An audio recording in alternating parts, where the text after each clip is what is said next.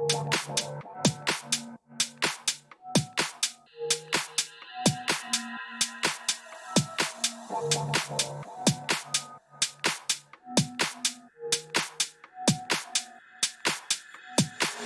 think everyone wonders what they would do if they saw a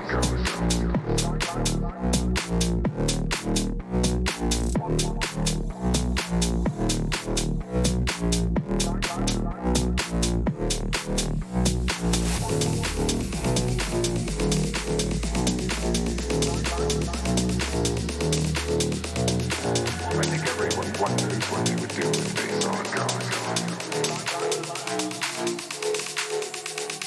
I'm not afraid of your ghosts, Bridget.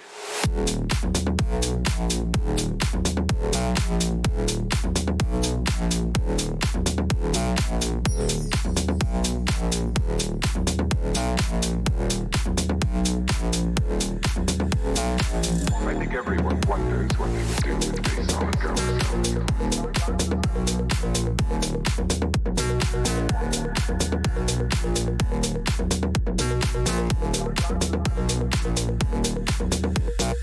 I'm not afraid of your ghosts, Bridget.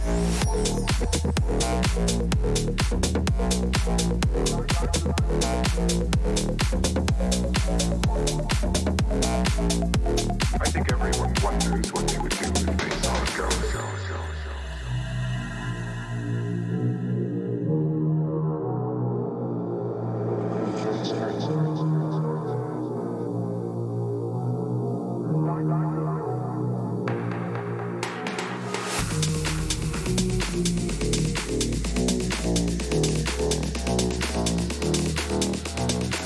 I think everyone wonders what they would do if they saw a ghost.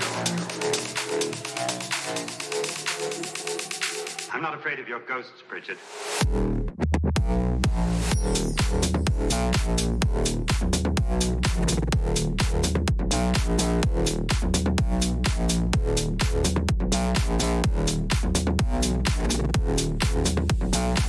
I think everyone wonders what they would do if they saw a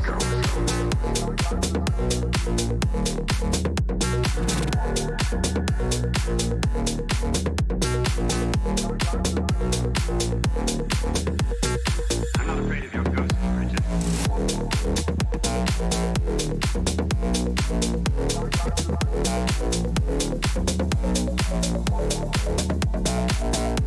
I think everyone wonders what they would do if they saw a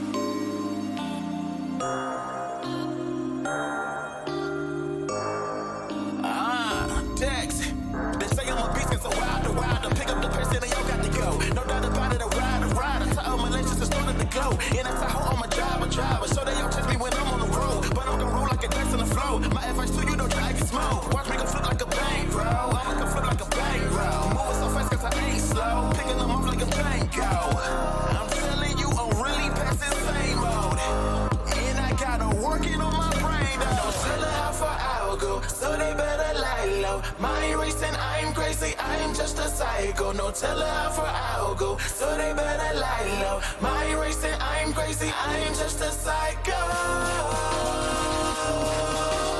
Yeah, yeah, yeah, yeah, yeah. Psycho.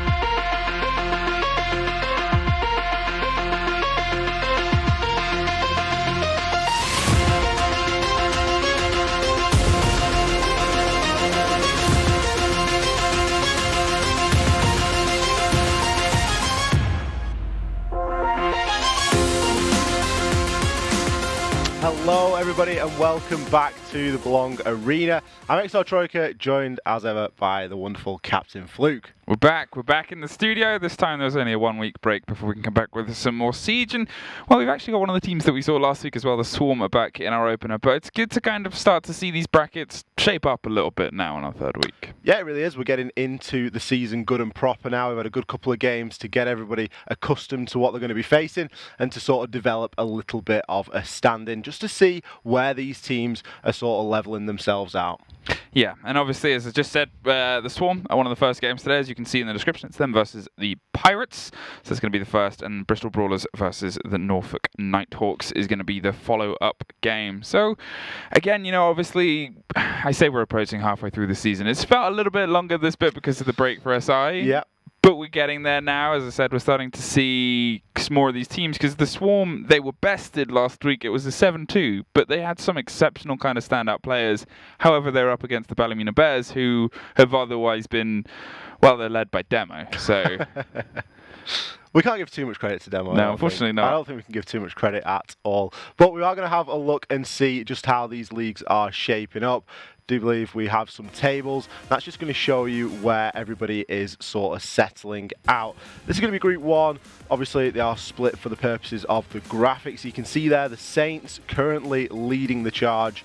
They're going to be up there on 4 points. Closely followed by a good number of teams all tied in for that second spot.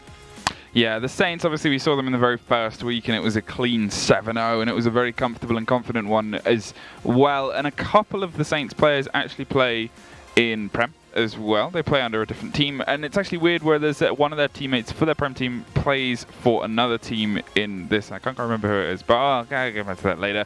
In the meantime, the lower half of the first table there, Leviathans still unfortunately without obviously a win. Brawlers and Centurions sitting on 3 games played, so one of those is, well, potentially going to be unfortunately in a similar situation. You know, there's still work to be done for these clubs to pull themselves up. Nighthawks obviously the one that we'll be watching a bit later on. Yeah, good chance for both the Nighthawks and the Brawlers here tonight. Can the Brawlers get their first victory? That's, of course, our second game of the evening. So a good opportunity then for them to get some points on the board.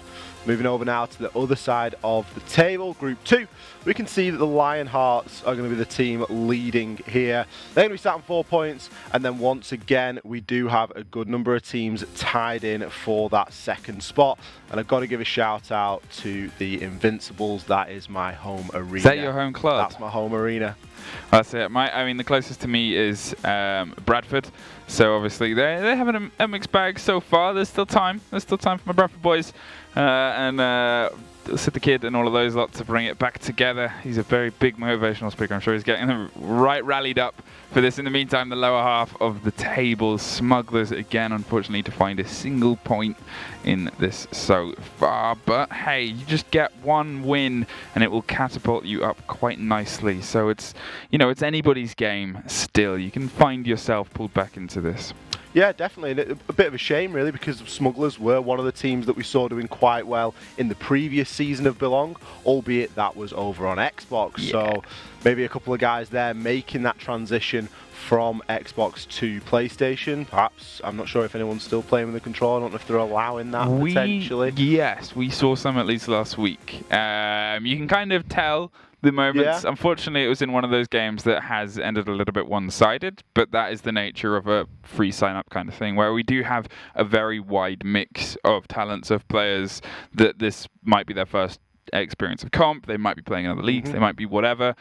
And yeah, there was a couple of console maneuvers and movements, unfortunately, but hey, if they're comfortable with it, if they trust themselves, you can't really convince them otherwise. There are still some gunners that play over with a controller, even on PC, so who are we to sit here and judge? But we do have some rosters for you today, so we can deep dive into these players and just see who we are going to be dealing with. So we've got the Portsmouth Pirates. They're going to be consisting of Waif, Anarchy, Searsy, Papa Wolf, Hurleys, and Scotty. And it's Hyrules. Hyrules. Zelda? Legend of Zelda? You know those guys? I don't want to say I've never played Zelda. Okay, Please, maybe but I've not on never played broadcast. Zelda. Or Tash may kill you. Manchester Swarm's Team Sombrero, Bloke, Voodoo, Temp, Dr. Pie, Vanquish, and Novi. Obviously, as I said, we saw them last week, and there were some really, really good performances from a couple of players. Temp obviously had some big moments, and you know, Sombrero has a history with the game as well. So it's seeing how they go up against a club that might not be as kind of individually led as the Ballymena Bears were, where they had two outstanding fraggers in Nile and Demo. You know, it's this kind of battle that I'm really curious about seeing, because this will be what shapes the league. Yeah, on paper these should be fairly equally matched. I'm recognising a couple of names there, certainly on the side of Manchester, another local arena to me. Sombrero bloke, guy that I've played a couple of games with as well. So good to see people getting down there and getting themselves involved. And yeah, hopefully we're going to see a bit of a better scoreline than the Swarm saw last week. I think that's the thing about it as well, is obviously the Swarm were able to take 2 rounds in the first 3, and then it kind of just swept the entire other way. But it wasn't like it was a complete blowover like we've seen in some of these games. There was a lot of battling back. As I said, there were some really, really good performances there across the board from them. So I'm kind of curious to see how a team like that might develop, because obviously good friends with Demo, or at least acquaintances, colleagues with Demo, and he was saying that the Bears have been scrimming. At least the Northern Irish teams, they've been doing scrims before the games, they've been playing warm-up stuff, and they've been getting everything tight because they want to hit this LAN. They want to be one of the teams on the Insomnia stage. Unfortunately lost their first against Lionhearts, but pretty convinced they'll be able to take second place versus everyone else. However, this Manchester team are another team that could potentially be battling for that situation, because from what we saw, that was the groundwork of what could be a great team. Yeah, definitely. And if there's one team that's going out there and putting some extracurricular time into getting better at the game as a team, then that kind of raises the bar for everybody. And all of a sudden, the other teams need to start thinking, you know, can we squeeze in a little bit of practice? Can we squeeze in 1 or 2 extra games a week, just playing with each other, trying to get a little bit better? Because as soon as the Bears start to do that, that's when we're going to start to see skill gaps sort of increasing a little bit and teams working a little bit better as a team. Yeah. But obviously, the Portsmouth Pirates, we've talked all about Swarm. We don't really know much about them as a stack in general. They're a bit of an unknown factor, which is always kind of a continuation with this league and with the system, is you're never 100% sure how a team is going to perform until you get to see them, because, as I said at the very beginning, the skill gap of this tournament is so vast, which is a really good thing, because it gives a lot of players an experience. You know, it's almost like a diagram of the entire face of Siege, where everyone's always say, well, this region is the best, and this region is second best, and this region's a bit far behind, but the more they play, the more that becomes balanced. This is that in effect. Yeah, definitely, and it's all grassroots stuff as well, trying to bring in everybody of all abilities, and that's what makes it so enjoyable, I think, because you do get that really nice mixed bag. But let's see the maps that we are going to be playing down on today. Of course, these are going to be best of ones, so we will be going into the map veto very shortly to see where these two teams have decided to throw on down. I'm curious about this stuff.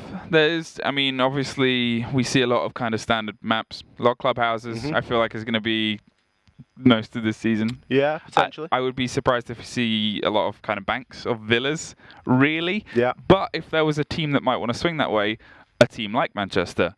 First gone is Villa. Watch this now be bank. Now I'm like, we're never going to see it, and it's like, yep, you're not. There it goes. I think you're right. I agree. I'm looking more toward maps such as Border, Coastline, Clubhouse, very sort of bread and butter maps for Siege at this point. Having said that, Coastline is going to get removed. Now, that's a little bit surprising because it is a really good map to just jump in and play. Slightly attacker-sided, which is unusual for Siege. We always harp on about the defenders having an advantage here. So, unusual to see that map get removed. Bank will be the third map gone. Fluke, you are correct as ever, as we now move into the final couple of bans. I'm expecting here to see things like Cafe. Yep. You're not going to really want to be playing Cafe, in my opinion. That should be something that gets removed. And there you go. It almost sounds as if we know what we're on about. Yeah, well, the thing is, so why we're kind of saying this and the way these maps break down is, yes, it's a selection of 7 on the comp pool, but they all have things that they kind of stand out about. Villa and Bank over there somewhere, they're big maps, big play spaces, and the timer does not change at the top center of the screen regardless of the size of the map. So these short, tighter maps like Border, which has just been removed, if you are making mistakes, you have a little bit more leniency in being able to kind of manipulate the play space. Adding to that, Border, and then what will be not here, but next, oh no, it is here, Clubhouse. These are common maps, so the tactics have kind of been drilled into them. Everybody knows what they're kind of doing on them, and I think it's fair to say that for our 7th one, which is Consulate, which is a very strong EU map. It is, and it's one of the easier, bigger maps to play. Yeah. If that makes sense. And what I mean by that is that it's more commonly played, so there's more material out there, there's more things to go and gain ideas from. Also, there is a slight amount of utility exchange required, but it isn't as severe as somewhere like a Bank, where it really can come down to plant denial, or it isn't as severe as something like a Cafe, which can really come down to getting walls open and a lot of vertical control. Consulate lands somewhere in the middle of all that, and therefore I think it's quite a suitable map to be throwing down on this evening. Yeah, it's also a map that's obviously, it's gone through at least a second iteration. There were slight changes to the play space and to the face of it to make it a better competitive map, but in doing that, they didn't actually do a huge amount of changes compared to, say, Clubhouse, where they did these kind of big uplifts, and Cafe as well has gone through a bit of work. Consulate has been quite a constant, which, similar to Border, and it's been learned and it's kind of been developed and dissected, and it's going to be a more interesting map to see these teams on because, as I said, it's a great EU map. You see teams like Na'Vi, you see Secret on it, you see Fierce or M&M, they can get aggressive on it and they love to do that. We play it not like any other region, and I'm curious to see how much of that trickles down to these guys. I mean, some of it has to trickle down. You know, we've just gone through both the CL Open qualifiers and the CL Closed qualifiers. Consulate was a map that was played a ton throughout all of that, so there's loads of fresh ideas for these teams to be stealing and bringing into their own game. But without further ado, let's jump right on in. Consulate, the Pirates versus the Swarm. And almost as is the norm now in Siege, we're seeing Thatcher as the first ban. I've played a little bit of ranked this week since getting back from SI last week, and all I'm seeing is Thatcher bans. Everybody is now a professional. I mean, what was it? It was a certain coach's special is getting rid of Thatcher, and you know, you see it now so common. It makes obviously that basement hold a little bit trickier, but at the same time, a good Maverick player can lock off any kind of wall that they really need to. Him with grenades is going to be such a nightmare for almost anyone to play against. Talking of, this is a ban there. Once upon a time I had a big kind of, not a go, but I was a bit curious about a Blackbeard ban. I'm always curious about a Blackbeard ban. And at least there are famous holds on this map to kind of play him in, but this is me giving a real big benefit of the doubt. I like the Valkyrie ban. Yeah. The Valkyrie band is a good one. You can get a great deal of the exterior of this map seen with only a couple of those black eye cameras thrown out there. It doesn't really take all too much at all to be gathering a lot of information as to where players are coming from, particularly on repels. Echo, bit of a staple band there as well. Mirror being available is an interesting one, excuse me. Mirror has quite a lot of value here on Consulate. Maestro, of course, as well. But the Valkyrie, a key band for me. The only one that I would have maybe liked to see banned away is the Nomad. But without the Valkyrie, you're not necessarily going to have as much information to be using to get those peaks off with. Console officer meeting we're going to head up to for the first hold. Obviously Echo is the final removal there, and if it's between an Echo and a Maestro, a lot of these teams prefer not to play against the Echo. Maestro has some amazing holds on this, but an Echo can absolutely be beyond a nightmare for some of these teams, so yeah, it makes sense to kind of pull him out. Jackal ban. Now one of the things Ollie said before about this map is it's a weirdly big map, but it also has big options for rotations that can be so exceptionally fast. You need a way to kind of control what the defenders are doing, because if they start to get free reign on these staircases, if they start to move from the hatches, which have a really nice synergy to fall from the top to the bottom in less than 3 seconds, well, you're going to find yourself just completely overwhelmed by a defense that is uncatchable and untetherable, so you've got to bring something like the Jackal or the Nomad to lock off these rotations and make sure that they aren't as comfortable to do what they need to do. Yeah, I've not got a huge problem there with the Jackal ban. Sometimes it is something that we can be a little bit critical of, because although Jackal sees an extremely high ban rate inside of ranked, Jackal doesn't see anywhere near the kind of ban rate he does in competitive play, and that's usually because there's other ways and means of dealing with roamers. You can get your drones out there, you can do plenty of other things to try and funnel people into those lines of sight and figure out where everybody is playing, as opposed to bringing the Jackal. However, in this scenario, when you're going to be dealing with people that you potentially haven't played all too much with, it can be a really good, easy way of getting a nice read on the board. Well, here comes a little bit of the opening of the collapse as they try to hold on to Long Desk. Looking like they're starting their push from admin. Now a famous Russian team that loves to run this as a machine kind of trademarked this as something that they do every single time. And it works for most of the time, but not all the time. It really depends how much you start to battle back against it as the defense. Wave so far not finding any struggle or any battle back, but it's Parkinson's that's actually going to be the first loss there, just from the windows of Spiral Stairs. A very popular angle to hold in the early part of the round, as you can often get gifted free kills like that. Well, Parkinson, he is going to fall, and still the angle can be held and the rotation cut off. It essentially cuts off a lot of that top floor, as there's nobody allowed to passage through that Long Desk area. Mozzie now stuck inside of CEO. Has the option to drop with the hatch, and with the C4 in hand, he could do worse at this stage than position himself for a late flank, or at least some plant now, as it looks as though a lot of control of A has been lost, as Papa pushes his way through, finds one, but Mozzie comes back with a quick 2K from way back inside of console office. The plant has started to go down, and it looks as though it will be successful. We do have Sombrero on the rotate. He's going to be coming up those Visa stairs, looking to try and impact onto this round. He does find one onto port, but there is still somebody playing inside directly on the diffuser, and a Nomad will give Sombrero away, but a trade comes out as a 1-for-1. Now we are left in a post-plant situation. It's all down to Waif to try and secure this diffuser. He's going to have to push his way on in. He hasn't got a clear line of sight to keep an eye on that diffuser, and well, it looks as though it's going to go off successfully. Swarm doing a great job there at retaking onto the site and getting that disable. I mean, okay, there was a couple of issues there in terms of eyes on the site.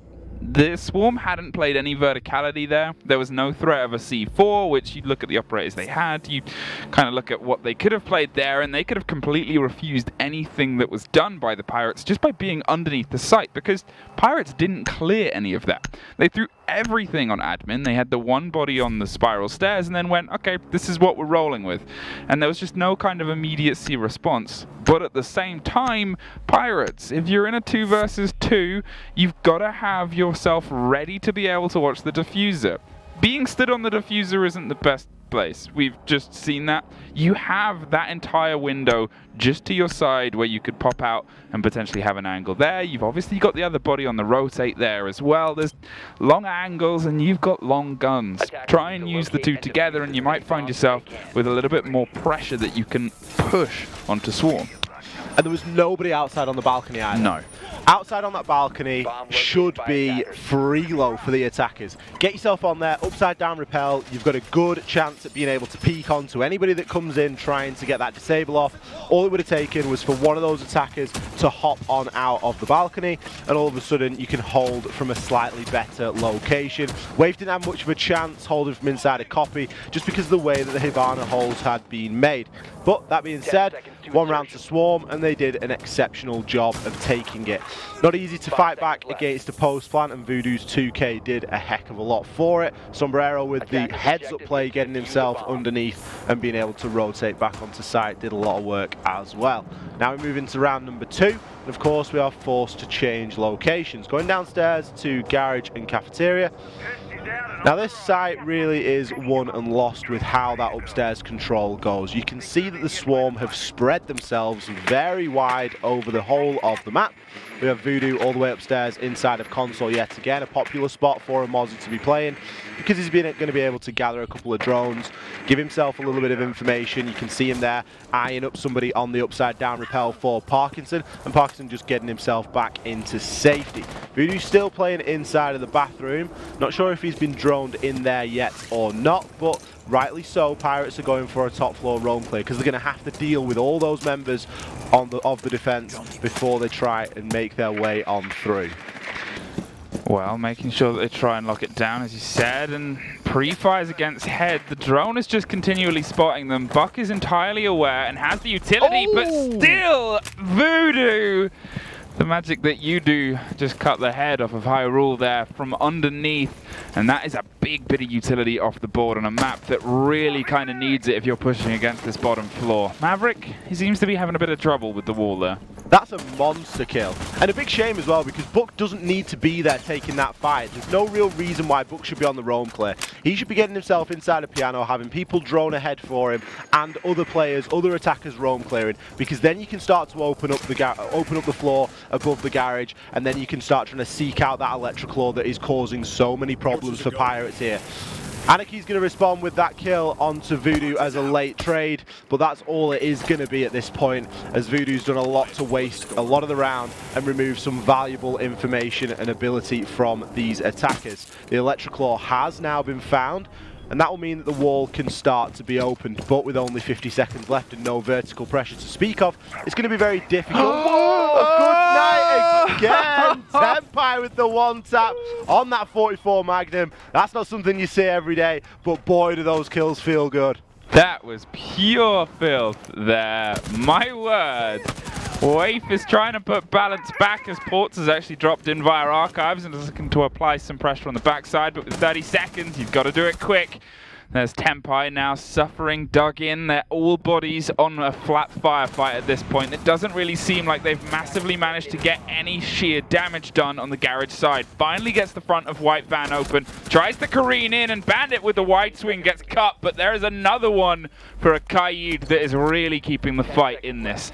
I say, being picked back up by the Maestro, probably the smarter play here. Take this as a 2 versus 2 in a post plant. You've got a lot of time and very good guns to do it. The first falls, that is not a great diffuser plant situation for this reason. It's a really tough post plant to shut down now. Can't quite find your way around. Oh no! 2 in a row!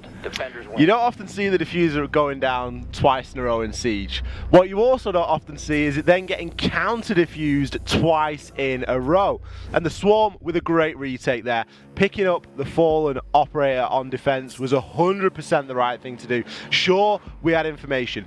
There was Maestro Evil Eyes there that were looking at the planter. They could have been used to deny the plant. But it's a risk. Why risk it when you can get your teammate up? Ensure that you're going into that as a 2 versus 2, and when you're going to get a kill straight away like that, it's essentially a 2v1 anyway. You've always got somebody to get on that diffuser whilst your teammate covers you. Again, plant position has to be questioned there because there was no reason why it needed to be on that side of the white van. It could have been directly in front of the white van on the threshold to the garage door, and it would have been easy to watch from outside. Sure, you've still got some work to do as the lone attacker to keep control, but it would have been a heck of a sight easier. As it stands, Swarm another round. Exactly, that's the big thing, is they seem to be saying, well, we've got a window to put the diffuser down, so let's just throw it down. Take the extra couple of seconds to get it in a position that's going to aid you for the remaining 40 of the plant, because at that moment in time, that's twice in a row where they're in a situation where someone is hard sticking the defuse because they've just ran in, they've maybe read that it's a clear, they've maybe read, okay, well, no one's here, so I can do it, but you know, you're not responding quick enough to that. You're never in a position to be able to shut that down, and it's just not really working, as we can kind of see.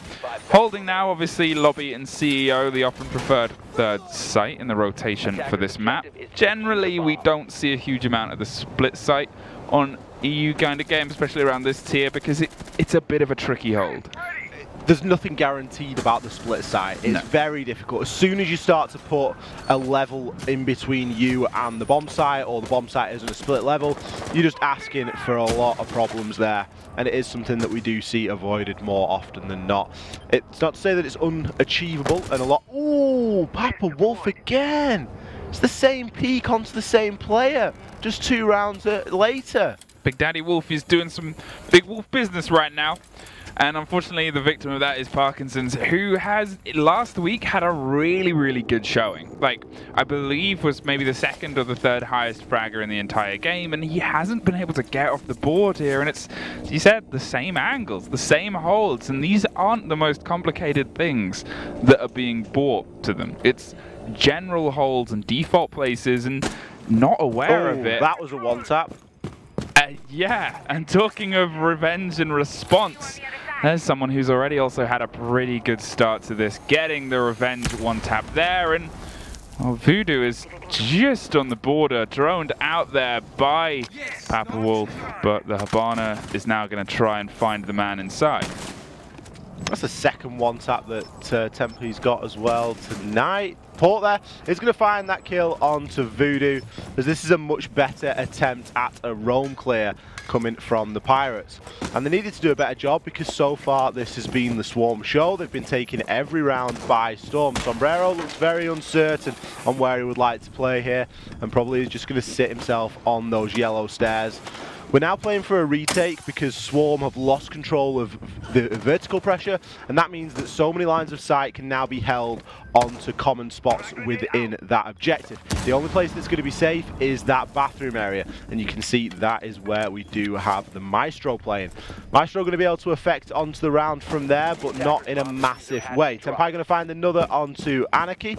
That's going to do a lot to try and level up this man count now at an equal 3-3. Not often you see the Doc stretching his leg and getting out on the roam, but with only 30 or so seconds remaining, he doesn't have much of a choice. This is now a good position that he is in because the rest of the attackers have pushed away and gone down to that spiral stairs, but Tempe gets the quad killers. All of a sudden the attackers seem to change their mind and just decide to run straight at him. Sombrero finishes things off, avoiding the ace for Tempai, but another solid round for the Swarm. Bit confused. A little bit confused about what went down on that lobby staircase there. They suddenly decided we were going to 3-stack up here and go for the clear from the same location.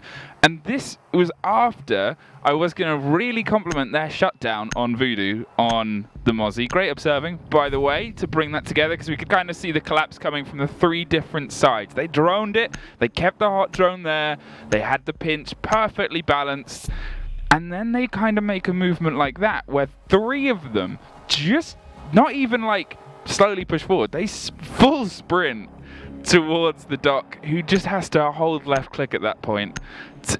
And, you know, it's those little moments where Portsmouth Pirates seem to have an idea, but when things start to fall apart, they really lose their idea of spacing in this game and their concept of the bigger picture, which, to be fair, is really hard to keep a hold of. But that's the difference between a good and a great team. It is. The tempo is being set currently by Swarm. but they are on the defense. They have the ability to set that tempo with how far they roam, with how aggressive they are in the early stages of the round. That's great. However, things will change when they then move on to the attack, because then all of a sudden all of the decision making becomes that much more important. Your timing becomes important, your positioning and where you are at which points in the round, and what areas you're choosing to push and how you're choosing to push them. All those things really start to weigh quite heavily. Attackers are heading out to defuse a bomb. Well, setting themselves up now. Obviously, we're back on the 3-site rotation. Gonna head to CEO. Obviously, this was a plant, and this was quite a good opening of the round for Pirates. But, as we've kind of seen, unfortunately, twice, their post-plant is where they seem to struggle. Gridlock, I was going to say, was about to start to apply some pressure on the windows there, but instead they're just going to do the same push they did last time. Papa Wolf hanging in on the windows and asking, well, who is home? At the minute, well, at least Parkinson's isn't going to run across. Please do not do it again. Please, Parkinson's. I mean, Papa Wolf's doing his job here. That's 3 kills in 4 rounds that he has got from that rappel. You can't ask for more than that from your flank watch. That's a classic position played by a lot of teams. Teams in Challenger League will play that exact position. Just trying to catch a cheeky kill, cutting off that rotation and making things a little bit more easy for the team. Parkinson's is probably going to be next to fall here, provided that Wolf stays on that window for long enough. It looks like he's going to. The pressure now coming in, the drone work that's going ahead.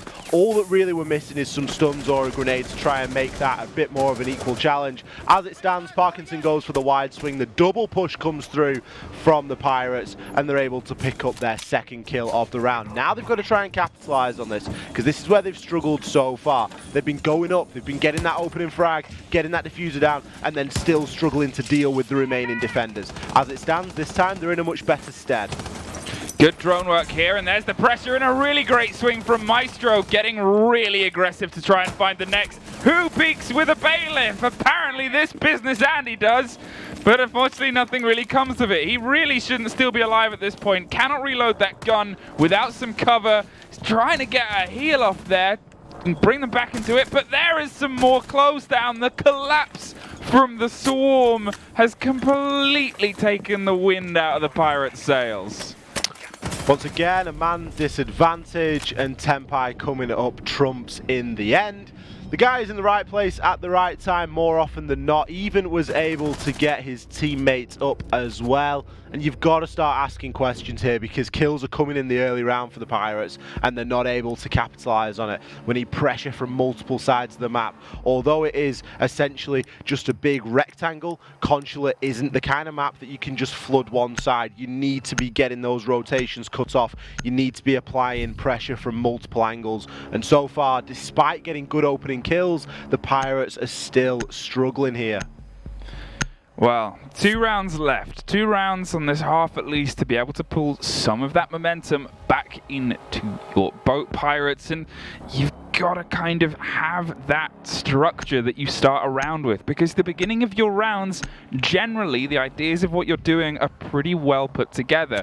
You've almost always got the opening frag. Only on 1 round did it go the other way, and again, it's three of them have been Papa Wolf hanging on a window. And, you know, that's the thing, is that's the start of your structure, and it works, and it keeps catching out Swarm. But when the pressure seems to arise, you kind of, I'm assuming there's a little bit of a breakdown in maybe communication, or the flank watch just isn't watching the kind of right angles for a team that would consistently be bringing Jackal and Gridlock we saw, and Nomad. They've now opted for none of that. Just, yeah, strange operator lineups. Often you'll see teams sticking with a very similar 5. I like the introduction of the sledge. I think that's showing a little bit of foresight in that they know they're going to have to take control of Piano. They know that they want to rip that floor open. That was a big problem when we saw this site back in round number 2. So that's maybe a bit of an adaptation that they're trying to put in there.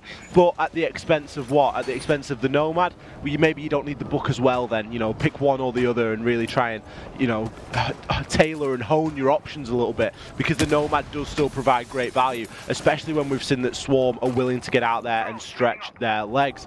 As we can see, we have 2 players upstairs at the moment. and Voodoo down in the Tellers area. He's just keeping himself alive there for the late flank, maybe looking to affect onto Piano if that does get taken over. But Parkinson and Sombrero are the two players that really need to be dealt with swiftly because they're still on that top floor. Well, Tempai is obviously having a pretty outstanding game so far, and if he can catch someone through this, no dice yet, pre-fires and sees the elbow of a Thermite, but isn't going to keep playing that dice. Voodoo, however, for the first time in a while, opens up the frag in the favor of Swarm, and well, Papa Wolfie huffed and puffed, but unfortunately there was nothing left in the lungs. Sombrero still playing above and is looking for anyone that might be rotating and playing around Antichamber. They have all of this vertical control, but well, it's down to the Pirates to see if they can do anything to shut it down. The danger here is that the Pirates just see an opportunity and try and get a plant down. That's what I'd be maybe worried for at the halfway point of the round, because it's unlikely they're going to successfully clear out this roam game and get a plant down. There just isn't loads of time left.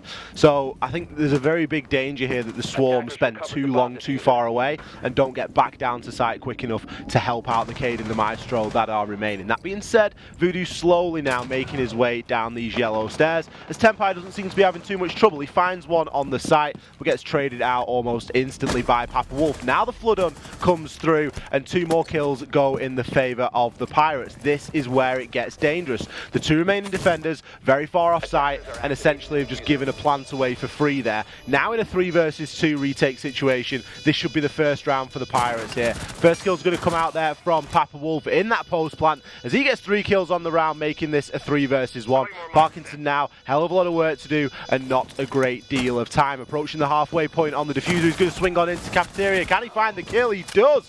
2 versus 1 now. He needs to be really swift in getting these last couple of kills, but he's not even going to be able to find the first one. Way from the white van, peeks round on Sledge and is able to shut things down, and that's going to be the first round for the Pirates.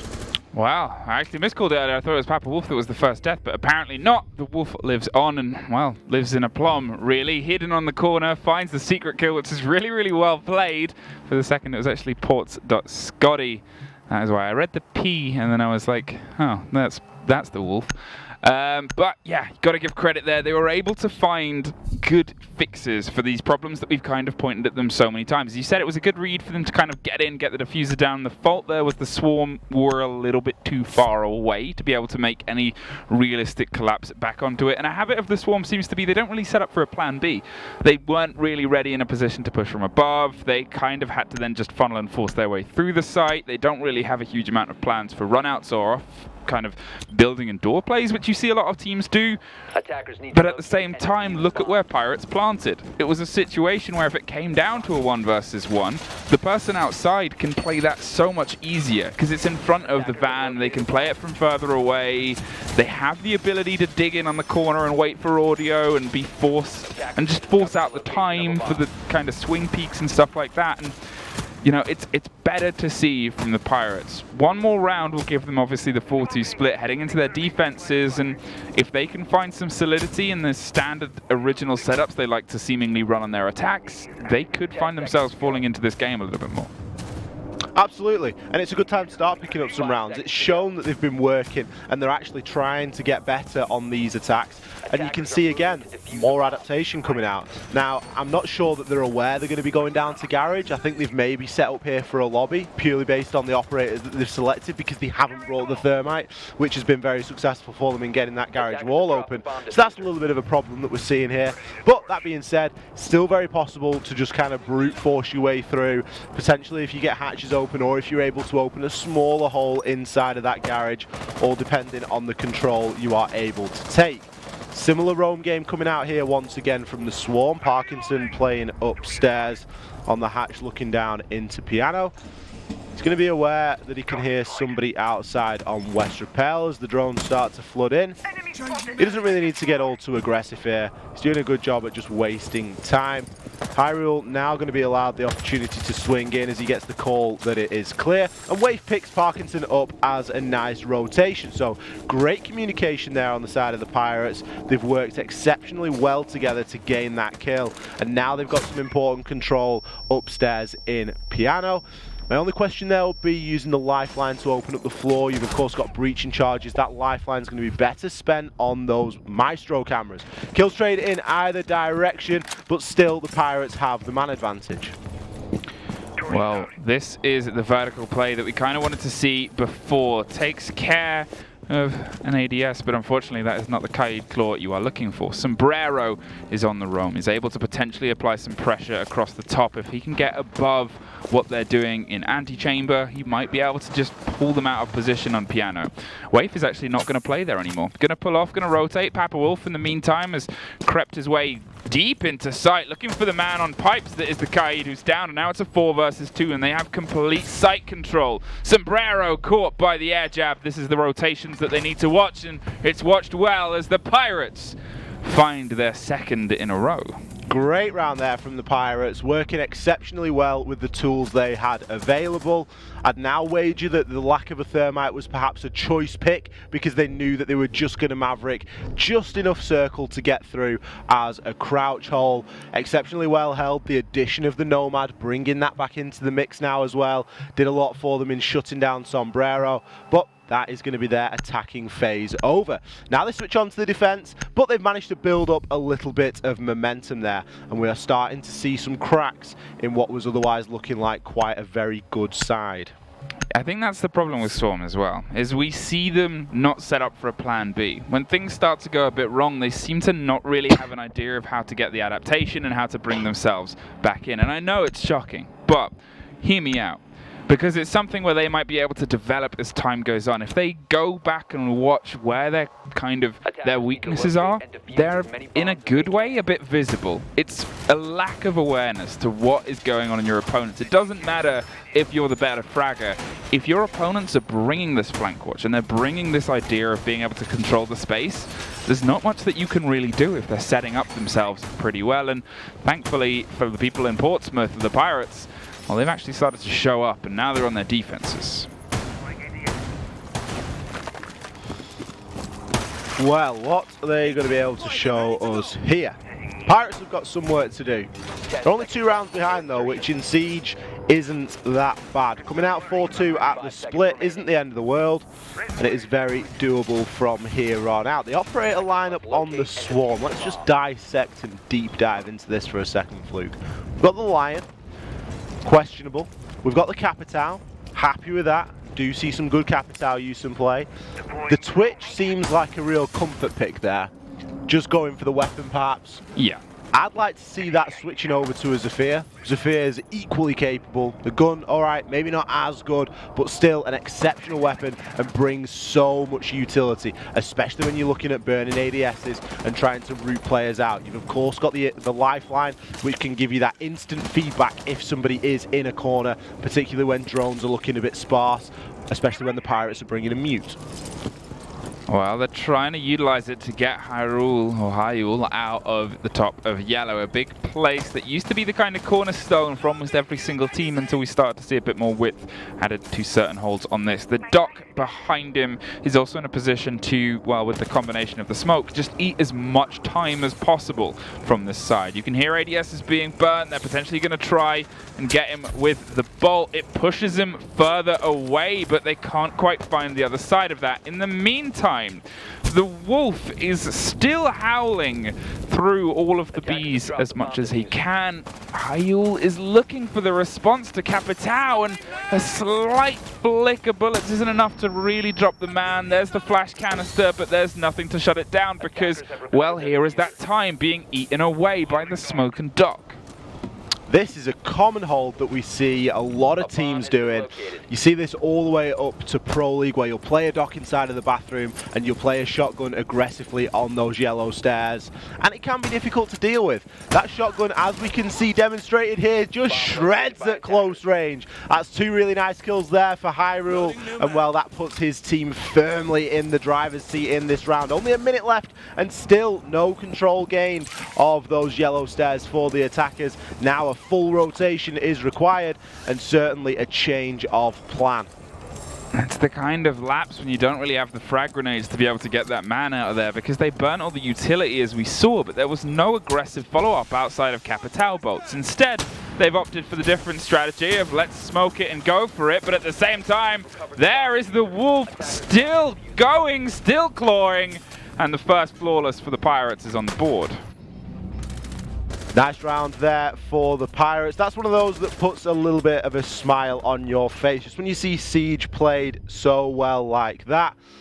And well, the Swarm got to be questioning that operator lineup because, seriously, you bring yourself the Zephyr in that situation, you bring yourself one set of grenades, all of a sudden, it doesn't matter how many stims that Doc's got, you're able to get in there, burn the ADS, potentially deal some grenade damage, and at least, if all that doesn't work, you can start trying to push up the stairs, lifeline the guy, get him stunned, and try and get that kill, even if it is as a trade. As it stands, the battle for that round was won and lost on yellow stairs. And while the Pirates did an exceptional job of winning it, now they're only one round behind the pace, and all of a sudden this starts to look very doable for them as we move down to Garage. Swarm, you are still a step ahead, but they are about to match your 4 rounds in a row if they take this one. And, well, this is a site where it's a little bit tougher. Slight changes show you might be leaning a bit more to aggression. Tempai, who is obviously the kind of top-tier fragger across your defenses, has picked up an Ash, which kind of gives me the feeling that they want to be back to putting bodies down in the floor. And if they can pull that off on this map, it might be a very good turn of show. You also still have a good semblance and balance of roam control there as well. The Jackal and the Nomad in a position to just lock off what might be bought by the Pirates, but to be fair, the little that we've seen of the Pirates so far is not a heavy roam game. They've generally played pretty claustrophobic, pretty tight around the site as well, not entirely locked off. They have some width, but look at this. Apart from the hatches being done upstairs, they're currently still just all and entirely below, with none of those top hatches open for rotations, nothing else on the width. They're treating this flat. They are, which isn't the end of the world. We've seen them play quite tight-knit, but we've also seen them playing really well as a team, using each other's abilities as operators to help all pull in the same direction and essentially result in the round win. So, not too much to be complained at there. That's a big opener we see for Tempai, as it looks as though we're seeing a backside rush. Despite a hard breacher being brought, it looks as though a large focus of the Swarm is going to be on that rear side. Parkinson and Tempai got themselves both in good positions now to move on forward, but the game is up. Everybody knows now where a push is coming from, and we can start looking at the Pirates to turn their guns appropriately. Free-fire shots do come out as Parkinson threatening on that kitchen door, looking just to try and peek onto the rotate, but not in his Inox tracker ability. There's a chance he'd be able to get some footprints from there from anyone that has strayed just outside of the site. A large pressure now on Hyrule. We've already seen what he's capable of with the shotgun. Papa Wolf swings out. Can he get 2? He gets 2 and then gets traded out in return by Business Andy. But the damage has now been done. Pirates once again in the driver's seat here as the Swarm really struggling to make anything stick. Everybody now is pushing that backside, and well, with the garage wall not open at all, we can see the defenders have a lot of surety in where they want to play.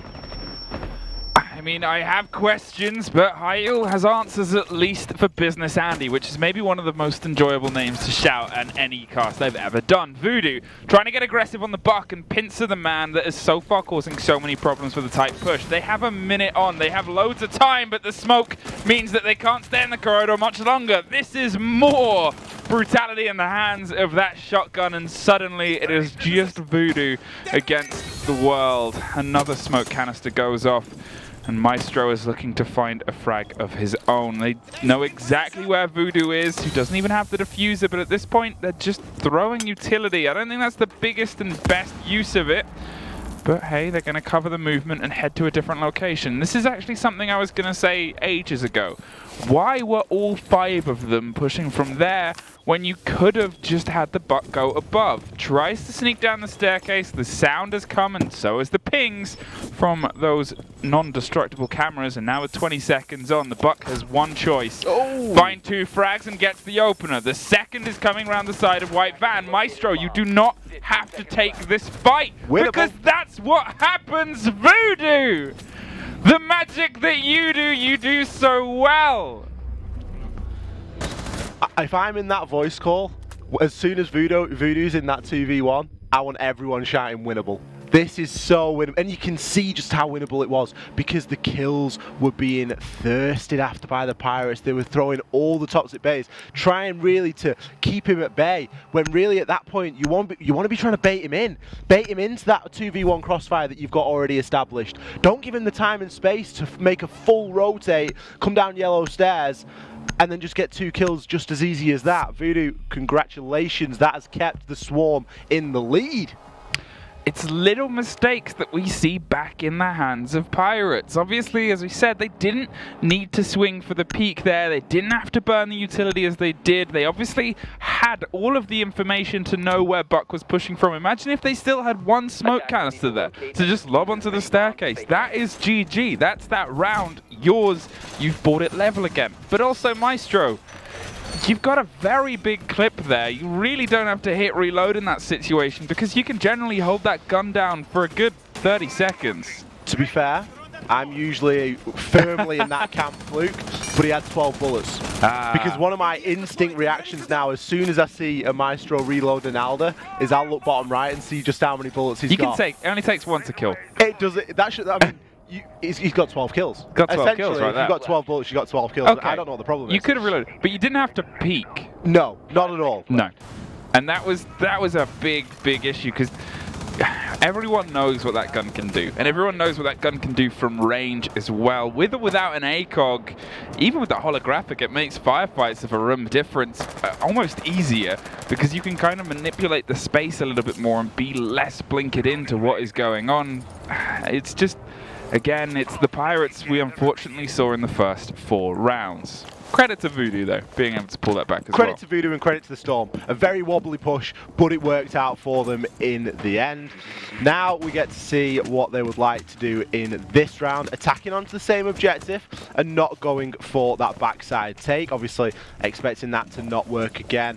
I don't think that you can really rely on that as a repeatable strategy. Instead, though, going for a full top floor roam clear, something that really can start to eat into your time, especially when the whole of the top floor is in fact clear. But the drone work going ahead will tell them everything that they now need to know, and they can start pressuring down onto that second floor, which in itself also looks very clear. All 5 defenders playing down on the basement level, as they don't tend to like roaming all too much. This is something that we've seen multiple times now. Now we've got Buck opening up the floor inside a piano. Here a C4 toss. It is not going to be successful.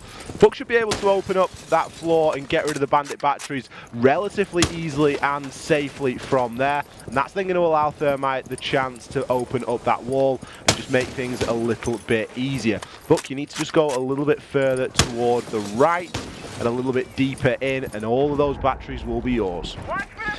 Well, Business Andy is taking care of it as he rotates around with the diffuser, making sure they can get their way in. The control from above is, well, nowhere near close as Parkinson's find himself full of bullets. Again, a very flat hold from the defenders. None of them are really stretching out the space of what can be a very mobile map, and it's just kind of playing a little bit into the favor of Swarm, who can kind of read how much they can take as they've completely taken Piano, and then 2 lives not long after. Tenpai and Voodoo, the body putters downers, are still putting them down. Parkinson's is inside as well, and there goes a Maestro, and there goes another one. Tenpai is on fire. Tenpai doing the bits for his team there. That's a flawless round and a quad kill to boot for him. Putting that G36C to exceptional use there with the ACOG. Obviously working off a lot of information from his team, and Business Andy still getting that wall open, being the reliable Thermite main that you need. Someone's got to do the business. Is Business Andy wearing a suit? Because I hope he is. Business Andy, if Manchester Swarm get to the LAN and Business Andy doesn't come on in a suit, I'm just going to feel lied to. Yeah. And he brings a briefcase on, and that's what his keyboard and his mouse are in. And he opens it up. I'm expecting a businessman that just plays Siege in his downtime. Just plays for fun. Siege. Yeah. And he's like raced home from work to get to the arena in time to make sure that he's going to be there for the guys because he's promised them he's going to come and play Thermite. He's got to be. Everyone needs a reliable Thermite player. Look at him again, reliable hard breach guy. As soon as that diffuser is available, he's pressing the D. Yep. As soon as the operators are going through, he's picking the hard It's like, breacher. don't worry, lads. I've got it. I've had a long day at work, but you know, this is my stress relief. we need to get in a stack with Business Andy. Business Andy's got his whole business stack to deal with. Holding on to CEO top floor, this was successful for them the first time round, and well, I'm kind of glad that they're at least doubling down, because if they can find one of the successful rounds that they had before, again, it's not the biggest difference, a 6-3 split, but every round is dangerous when you're kind of playing on this match point precipice. Yeah, difficult situation for the Pirates now, as they've seen some success. They've seen a couple of rounds in a row, but we seem to have reverted to the earlier part of this game, or this map, should I say, where the Swarm were just dominating. And they were going in and they were getting kills. And not to put too sharp a point on it, but the difference maker has been Tenpai. As soon as he starts coming in and getting kills again, rounds start going in Swarm's favour. He had a really quiet latter half of the defence for Swarm, and it really suffered. You know, they suffered, they struggled, they didn't get the kills that they needed, they didn't get the rounds that they needed. As soon as he starts coming in, dropping 3 and 4 and quad kills, getting on that Ash, being that aggressive nightmare to deal with, we see rounds going in favour of Swarm relatively easily. Well, Tenpai is now heading up to the windows again. They're instantly getting their way inside admin, but well, following that story, there seems to just be drone work and making sure that they're comfortable before they start applying the cross pressure here. Voodoo is opening up the long angles across the top of the server stairs and completely catches out Waif, who goes for the rotate there. Ports, in the meantime, is suffering huge amounts of pressure on the close printer door, but until the swing comes in like that, well, now it's over. Now it's over. Parkinson's finds a frag. After being quite quiet, it looks like Tenpai might unfortunately be suffering a bug, so they'll have to play the rest of this round with him just dancing on a window. That's a big shame, because it is very winnable from here on out for the Pirates, but it does look as though Tenpai has crashed. We'll get him back in the lobby as soon as possible, I am sure. But let's have a look and see what else is going on here. Sombrero Bloke going to be doing some droning downstairs as Voodoo's looking to push his way on up server.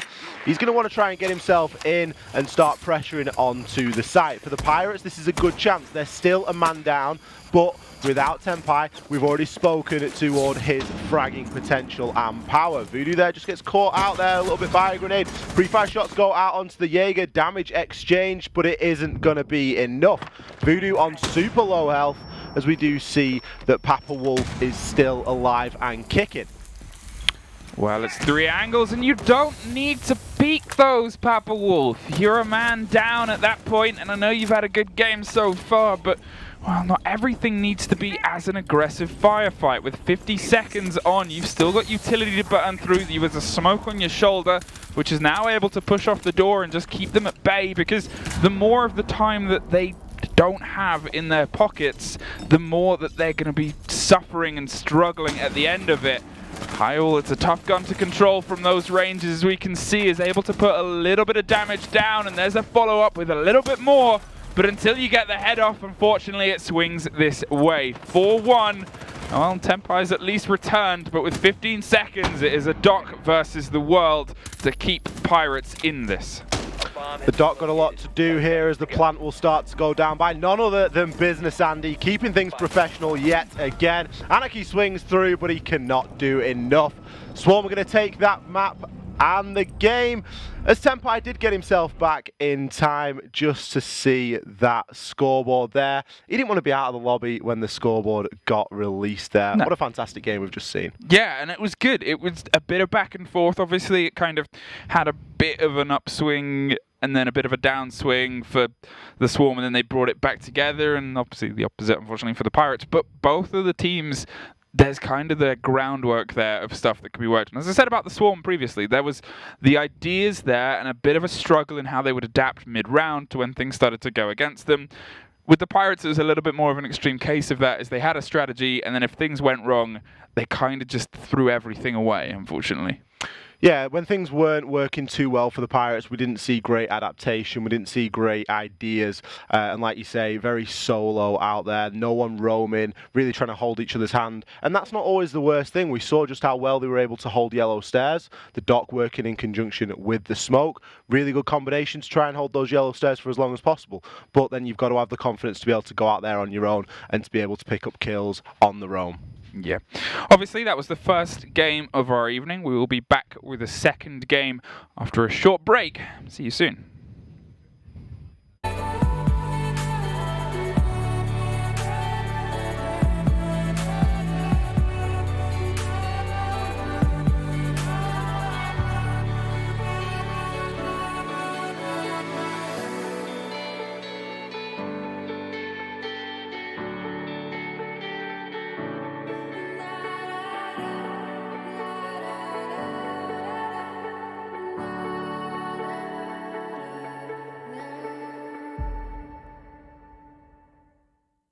I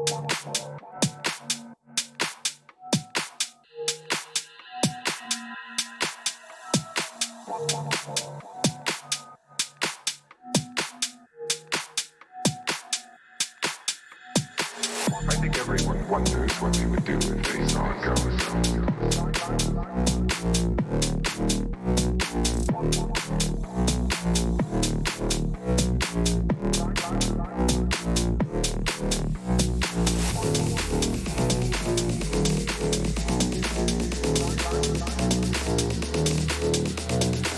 I think everyone wonders what they would do if they saw a ghost. I'm not afraid of your ghosts, Bridget.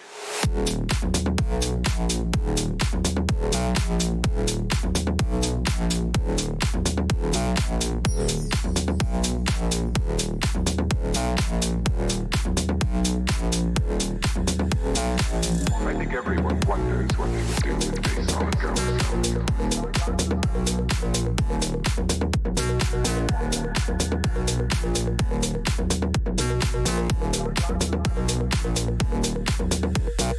I'm not afraid of your ghosts, Bridget.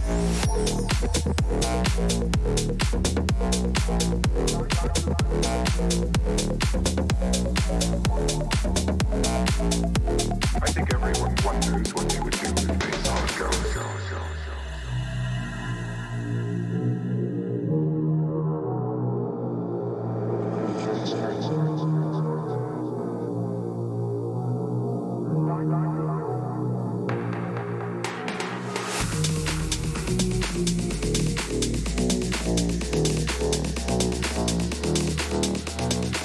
I think everyone wonders what they would do if they saw a ghost.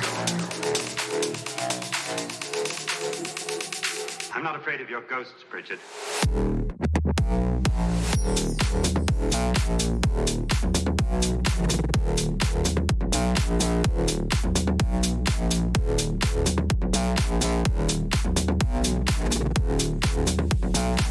I think everyone wonders what they would do if they saw a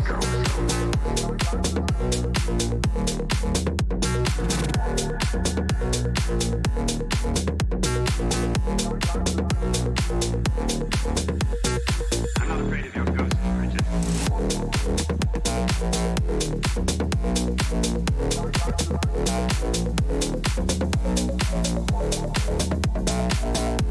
I think everyone wonders what they would do if they saw a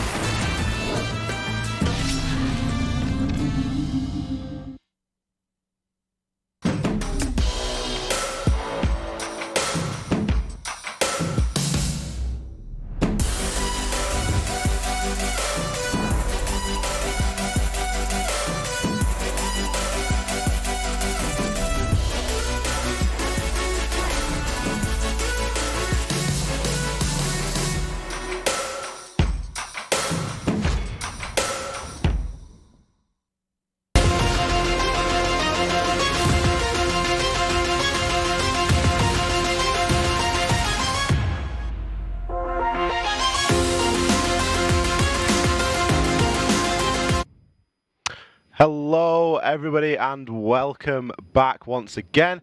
Thank you for bearing with us during that short break, and we are going to be back now with our second game of the evening.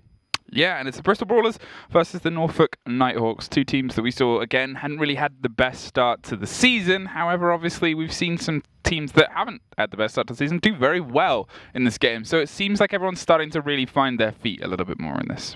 Yeah, definitely. And, judging on the position both these teams hold in the league table, it would suggest that this is going to be a closer game. Both teams really struggling down there. I think we've got, I'm probably going to get this the wrong way around, but I believe the Brawlers are on 1 point and the Nighthawks on 0, or is it the other way around?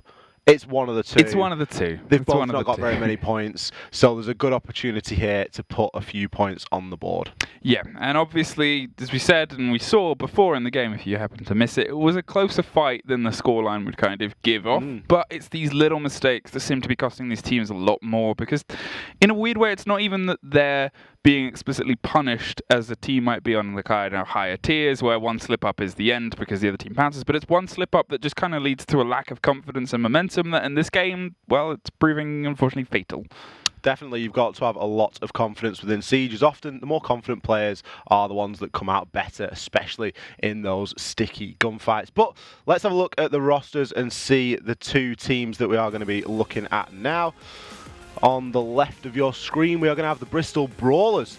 It's going to be Goat, Pace, Jakes, the Jaffa Man, Bubbles, and McLovin. Some great names in there. Yeah, there's some. I'm excited to shout some of these out. And at the same time, Norfolk Nighthawks, Noah's, Dark Wolf, Fabled, Shake Me Milk, Furious Alex, and Joshy.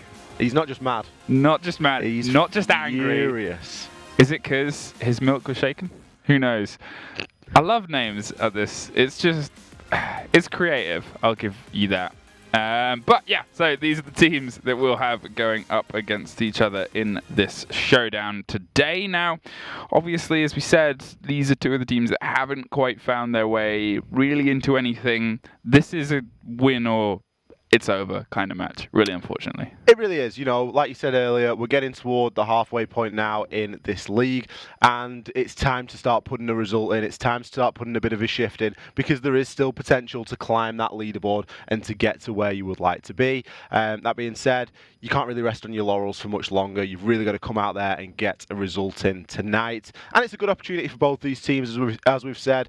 Sitting down there at the lower end of the table, it would suggest that they are of similar ability, or they've at least been up against difficult opponents, and now is going to be a good opportunity for them to get some points on that board. Speaking of the board, should we see where we are playing? Let's have a look at the map. As we've been quite successful so far, Fluke, in our map picking skills. Yeah, it's not easier to predict, but again, unless there's a team of these guys where they've had experience as a kind of group before, you're not going to go for these more out there maps, because it just makes things a bit uncomfortable, and it allows too much risk in the semblance of tactics, in the semblance of map width and depth that we've kind of talked about before. It's just too risky in a weird way. And as we said, on maps like Border or, well, Consulate is gone, and Coastline, it's more of a quick approach. So if you do a slip up on the way, you can still kind of pick yourself back up again and find yourself in the round. Yeah, definitely. As you say, Consulate, we spoke about it at great length earlier, as that was the map that we played in map number 1 this evening, and it did see both teams having quite good results on there, and I think it was a really good playground for them both to throw down and play. But these guys choosing instead to remove that map. Cafe as well will be going, as is to be expected. Bank would be another one, or Villa, maybe a couple of good ones to get out of the way there. But we are going to see Border removed. So almost despite, and it's weird to be Sire as a caster saying, I think these guys are going to play on Border, and I'd kind of like to see Border, because everyone knows where Border is at the minute. A lot of people find it boring, but removed nonetheless. Clubhouse has also disappeared. Wow, this does leave a kind of interesting final collection of maps that we could go. I would kind of want to see a coastline between these two teams. Don't get me wrong, Bank is a really good map, Villa is as well, but sometimes you can get a little bit stuck in the mud. As I said, unless, obviously, we unfortunately don't know as much about how these teams have gone, but unless they are more than comfortable and have kind of history on these maps, it's more apparent when you're a bit fresher as a team. Whereas on Coastline, it can be quick, it can be aggressive, it can be quite quick to the punch as well, which you kind of want a little bit from these guys just to see how they smash heads, rather than maybe suffering a little bit out in the wings of Bank and Villa. Yeah, I think the danger with seeing a bigger map like Bank, which is the map that we are going to be playing there as we have seen all of the bans come through, the danger really is seeing teams on attack wasting a lot of time. Yeah. And not spending that time very efficiently because it's a large map and there is a lot to do in terms of getting to a point where you can then execute onto site or you can take a floor of control. So very difficult map for the attackers, but for the defenders it can be seen as a little bit of a respite because there are sites you're maybe expected to win, particularly downstairs. A lot of emphasis can be put on plant denial and you don't really need to roam and waste too much time if you're not comfortable with it. It's got good options, best of both worlds almost. That's entirely it. But obviously, to be fair, as I said, there's a part of me that wants these teams to prove me wrong, really, because I'm saying all these warnings about what Bank can go, but at the same time, if a team is confident on Bank, and if a team is comfortable, and apparently both these teams are at least neutral to the cause, well, it can be some of the best and most explosive Siege. But we'll obviously have to kind of see how that breaks down inside the game itself, obviously, because as we said, so far these teams, unfortunately, we haven't been able to see their games, but they haven't quite been able to find themselves off the mark yet. No, a bit of a difficult one to kind of come in and judge, I think, for us to sit here and say, you know, which team we think is going to have the edge in here, because, as you say, we've not seen these teams play, so it is going to be as much of a surprise for us as it is you guys watching at home, but I'm sure it is going to be a good one. The Nighthawks against the Brawlers, our second game of the evening here on Bank. Let's see what these bans have in store. Oh dear, we are seeing a Thermite ban. It always worries me when the Hard Breacher comes out on the first ban, because then you think, do the Nighthawks just want to watch the world burn, Fluke? Are they going to take away Hibana as well? Do it, Nighthawks, do it, be brave, live forever, and remove either Hibana and a Maverick, because to be honest, that's a more sensible removal in this. Like, Thermite, you know where he's going to play on one site, sure, and it's a bit of a danger. Oh, there no. It is. They want to watch the world burn. We are in Maverick City, and you better hope that your Maverick player is at least mildly competent, because otherwise some of these sites are going to get very, very prickly very quickly. And you could tell with the pace of the mirror ban there that they were discussing the idea of that, and I'm kind of hoping that it was someone the Nighthawk said, no, I am such an insane Maverick player. You're about to see more than art on these hatches. They're not going to have anything that hits them. Because what I was going to say, if Hibana hadn't have been banned as well, is why ban Thermite over Hibana? Because there's like one or two places for him to kind of play, but hatches are the real kind of bread and butter of all of this across most of it. You look at things like Kanto on the top floor as well, and the kind of holds there, and it's a big kind of trade-off of playstyle, though. Pulse is a good ban, and Mirror is a good ban, however, but it does leave Maestro and Echo on the board. Is Pulse a good ban, Fluke? Okay, a really good Pulse player. If you're up against Canadian on this map... Is Canadian in the lobby? No, he's not in the lobby. But, I mean, it could be Belong Norwich number 4. You never know. Potentially. I tell you what, I'm sure he's got a flight over just for this game. Yeah. Or it could be Game Cribs 10. Whoever lights up more. If we hear a woo from either of those two players, then we know who's kind of come through. That lineup of attackers. Fuse, IQ, Jekyll Sledge, Ash. I've got thoughts. I'm worried. I'm confused. I'm panicking. Attackers need At to this locate point, I'm and defuse terrified. bombs. I don't know what to think. I don't know which way is up. I mean, I don't Why know. are we bringing a Cade? I don't know if these guys really know anyway. Like, they've bought the Cade to do hatches. Why? Yeah, because Maverick is your only art destruction on the board. He's not even being brought. Maybe they want to do some nutty stuff, as we saw BDS do with the gun sense, but hasn't bought the TCSG. Has bought the AUG. Going up. The TCSG. I think it's a shame the stream didn't have a little picture-in-picture there, because we both were like climbing over the desk. We're climbing over the desk to go and fight this guy that's playing Cade. Okay. Why are you not bringing the TCSG? It's the best weapon in the game. Oh, I mean, I was at least going to say he could have brought Goyo if he'd wanted to play the weapon, but he's going to be using the AUG. The AUG's a pea shooter. Everybody knows this. A tunnel rush is going to be where we're going for our first attacking round. The Brawlers haven't got a clue. They don't know what's going on. Game Cribs is trying to hold the angle on the bomb, but he's going to be pretty vulnerable. This has to come through as a rush play here from the Nighthawks. I want to see Fuse at the brunt of this push. I just hope that Fuse has got the shield. That's really going to do it for me if he does. He doesn't. He's got the AK, one of the best weapons in the game, very underrated, but the kills will start to flood in for the Cade as he does manage to shut down Josh. But some players have managed to trickle their way on in. Cade now has been removed. It's going to be the Jackal doing the business there with the C7E. And, well, the push can now advance. Still players upstairs as we've got the Legion on the main stairs. He's now decided to rotate himself back on through. Pace has found a kill as the Pace has now fallen out of this attack. Long angles being held, drone work being done, but no real concerns here for the Brawlers. They don't need to worry themselves all too much with what is going on. Well, Pace is just going to try and lock down from lockers towards it, but it seems like they've just charged and careened their way through onto site. Now, you don't really have a huge amount of options at this point because you didn't bring hard destruction. Instead, you're just going to throw the diffuser down inside a death box, and Legion is going to be able to react to that. The wide swing in the firefight that's occurring has left us with a pistol kill, and the Brawlers bust their way through. I'm a little bit of a noodle scratcher that round. Let's strip this back all the way.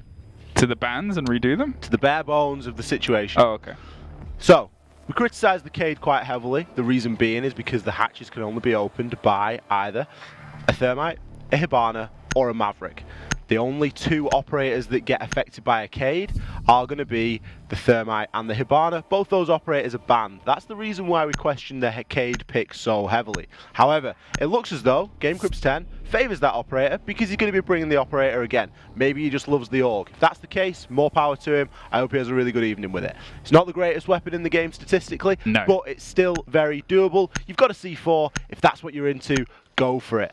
The Fuse pick, I'm questioning this a little bit as well, only in that he is a 3-armor operator. A 3-armor attacker is quite a rarity. We don't have that many of them in the game, and the reason for it is because usually you need to move with a little bit of speed on your attacks. Bank being a big map, another bit of a question as to the Fuse's capabilities there.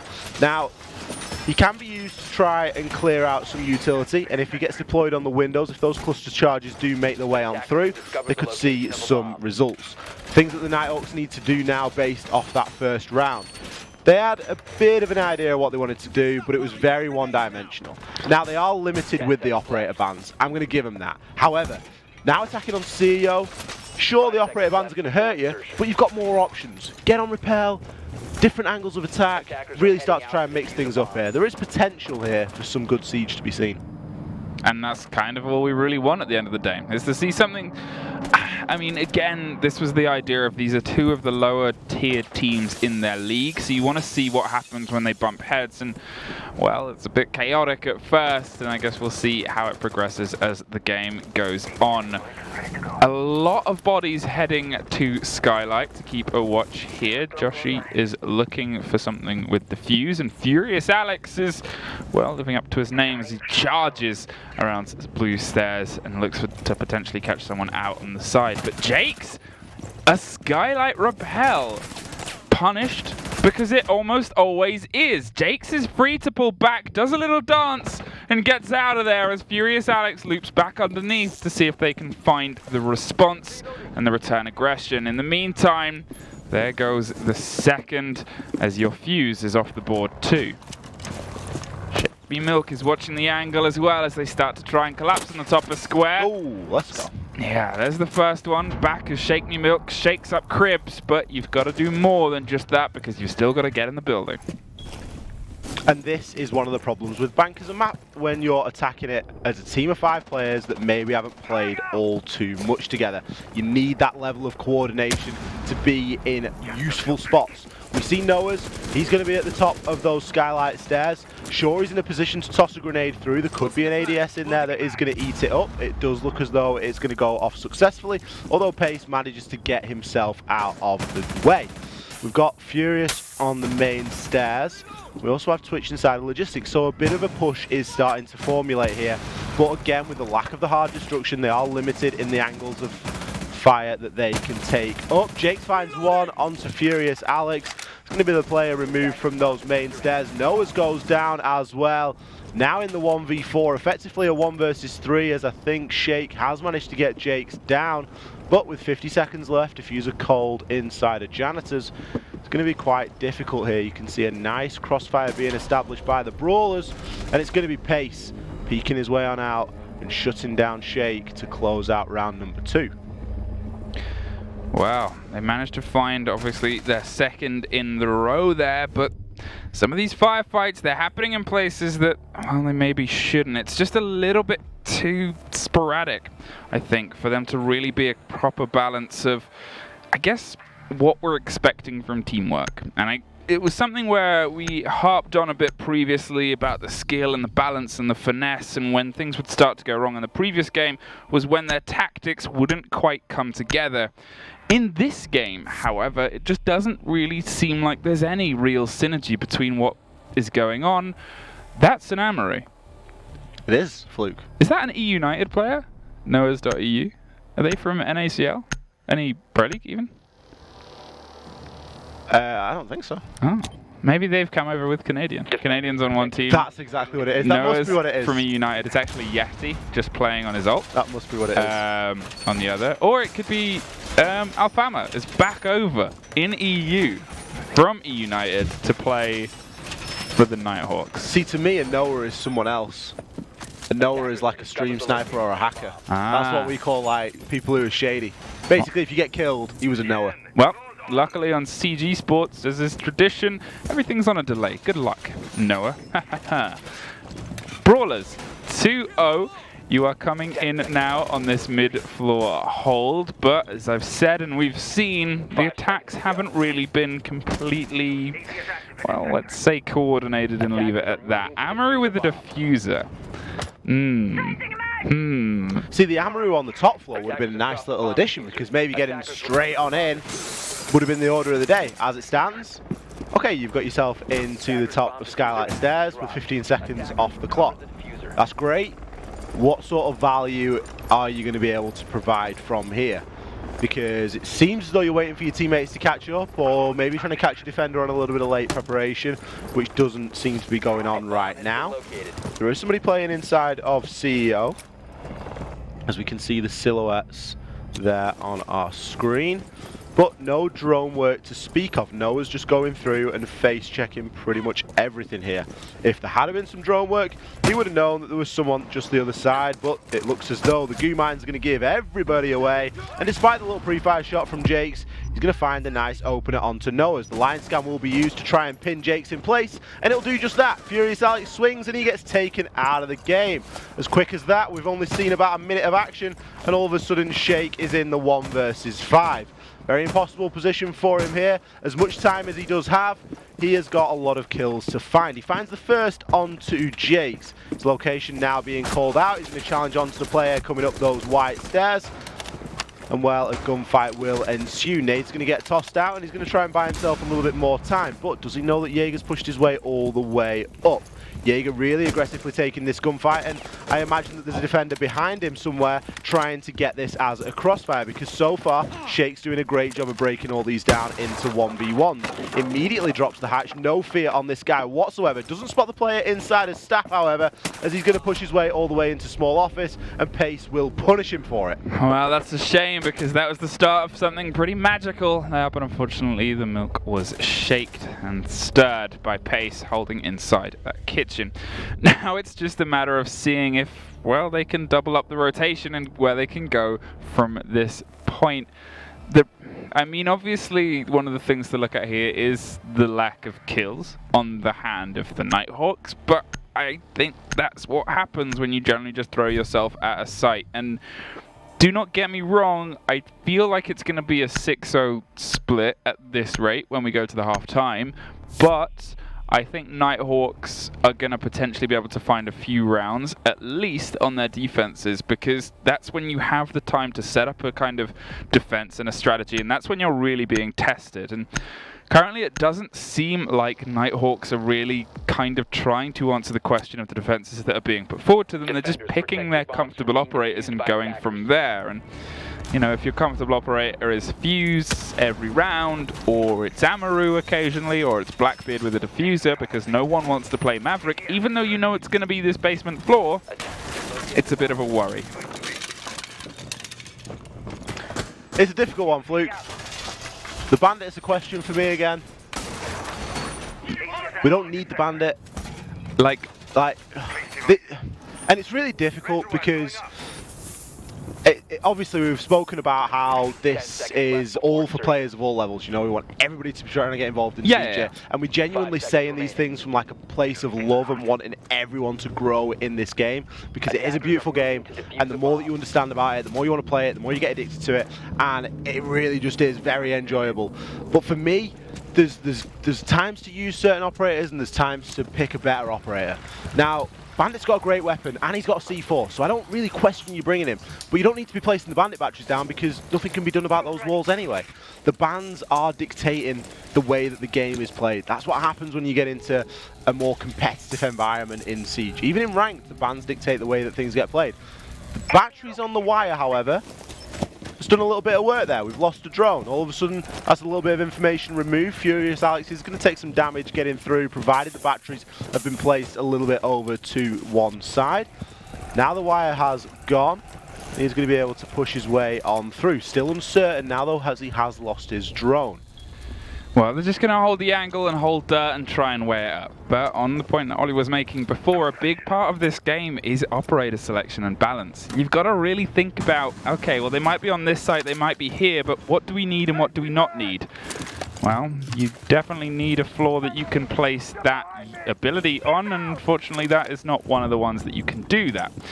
But maybe didn't know that there was someone just to his left on the other side of a soft wall, and Zofia is one-tapped out of existence, and well, there's Blackbeard suffering the same fate. Pace is just... Pace doesn't care at this point. Friendly fire enabled. He's shooting through the angle. He has found such a skinny angle through the bomb chassis, but he could be coming under some fire here, as we do have Josh at the bottom of those main stairs getting ready to try and cause a threat. Bandit has snuck himself round to the bottom of elevators, and we do have a player inside a garage, but no, the gunfight will be lost, and Jafferman comes out the victor in that one. Okay, well, they're still trying to apply pressure onto a wall they can't even begin to get through. They do not need to funnel or want to funnel through this door, and at this point, the Brawlers don't need to peek it as aggressively as they are. Look how many guns are on it. Why are they going wide on this? You have the map playing into your favor, and you've just handed them a huge plethora of kills, because all you had to do was hold that as a flat angle and wait for them to enter. Cribs blew his teammate up, and the Nighthawks take their first round.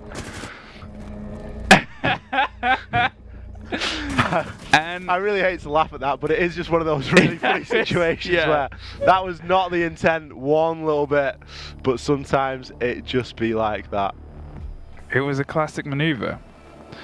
So, okay, let's kind of break down a little bit more on the attacker and where their selection of operators aren't quite coming together. You've got to think as well what's been removed from this game. It's double hard destruction. As I said, Maverick, you've got to be a good Maverick player to be able to crack open these hatches, but you've at least got to have someone willing to try in your stack, because at this point Fuse hasn't got a single charge off, so you can write that operator off and maybe bring something, I don't know, if you're a Fuse player right now and Fuse is an operator that maybe that's what you're comfortable on, but it's not quite working, put that Fuse player on a Monty and then put them at the front and make them just have their shield up and treat them as a drone, because that can be a really big boon on pushes like that. Imagine Monty just sidestepping into the door there, baiting out all that utility. You have an entrance. You arguably shouldn't have won that round, but for some reason Brawlers decided to just keep peeking you, and they didn't have to in any sense of the word. But at the same time, you know, things like bringing the Thatcher there. What are you looking to do with that Thatcher? Is it because it's what you expect to do in a ranked game, or is it because you're actually looking at the obstacles in front of you and coming up with a response for them? it's all about predicting as well. You've got to try and predict what you think they are going to bring and what you're going to try and do to counter that. Now, Fuse is a really weird one because he's seen as kind of this almost like starter operator in a sense, when he's actually not, because you've got to have quite an in-depth map knowledge to know where you can place those cluster charges, as we saw demonstrated in the previous round. So I'd say a much better starter operator is something like a Sledge, is something like a Monty.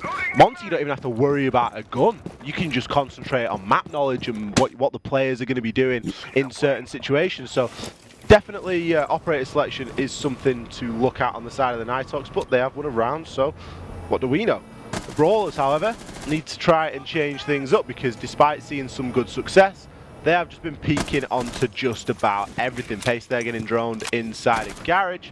He's going to put some good damage onto the Zafir. And it looks as though Milk is going to join the fray as well, just wiggling his way around. But Milk also taking some damage there. Oh, the wide swing comes out and Milk is going to be living to fight another day, but not for too long. Pace draws for the pistol and is able to shut down the Sledge. Now it's only the Zafir left. Zafir's going to peek this in less than 3 seconds. It's guaranteed. Nope. Ooh, going to bait it out. Going to throw the lifeline and then go for that full rotation. Well, running themselves around the map and trying to keep it aggressively open, I guess that's what they're going to do. And in the meantime, Diffuser carrying Fuse is alone. And that's a bit of a worry in this situation because you need to have support and Crossfire. I'm not sure what the intention is here, but they do look like Zafir's come to at least support. But whilst Jakes is still kicking inside Tellers, they're not going to have the best time of it. Fuse is getting these pings from Jackal, but doesn't quite know what to do, as the peppered bullets actually come and save the man that looks a little bit lost on the other side of the bank wall. And, well, there's another shutdown, 4-4 and a minute on. Still no Maverick, still nothing to be able to get through those hatches. They are as solid as they will ever be. So instead, they're just going to have to push these staircases and see what they can do. Fuse just always looks a bit worried this entire game. He's crouch walking Fuse around a map. Alex is on a bit of a tear there as he's getting a good number of kills in for the squad. Obviously, one of the more capable members here, but Fuse has got a kill. But no feed, you didn't catch it on stream. Poor old Fuse, that was his big moment, getting himself into this fixture. Can he get another? The metal bars are never kind, and they do tend to act like bulletproof shields. But Josh, instead, getting himself out, doing the right thing, focusing on getting that plant down, and instead, Alex will furiously grab that final kill. Never seen a madman. Never seen a madman almost not getting that round there. Able to take 2 in a row against Bank Vault without hard destruction at all. What do we know? What do we know? Nothing. Absolutely nothing. Tier 1, watch this. Watch this space. Just push it. Just click on heads. Just click heads. Just click heads. It's that simple. Okay.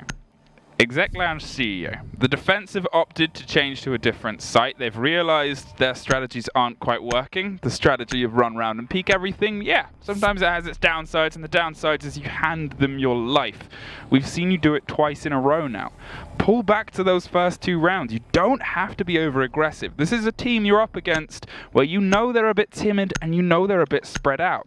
If you get some information, we might be able to do something with it. The 6th pick of Thatcher to Dakabi.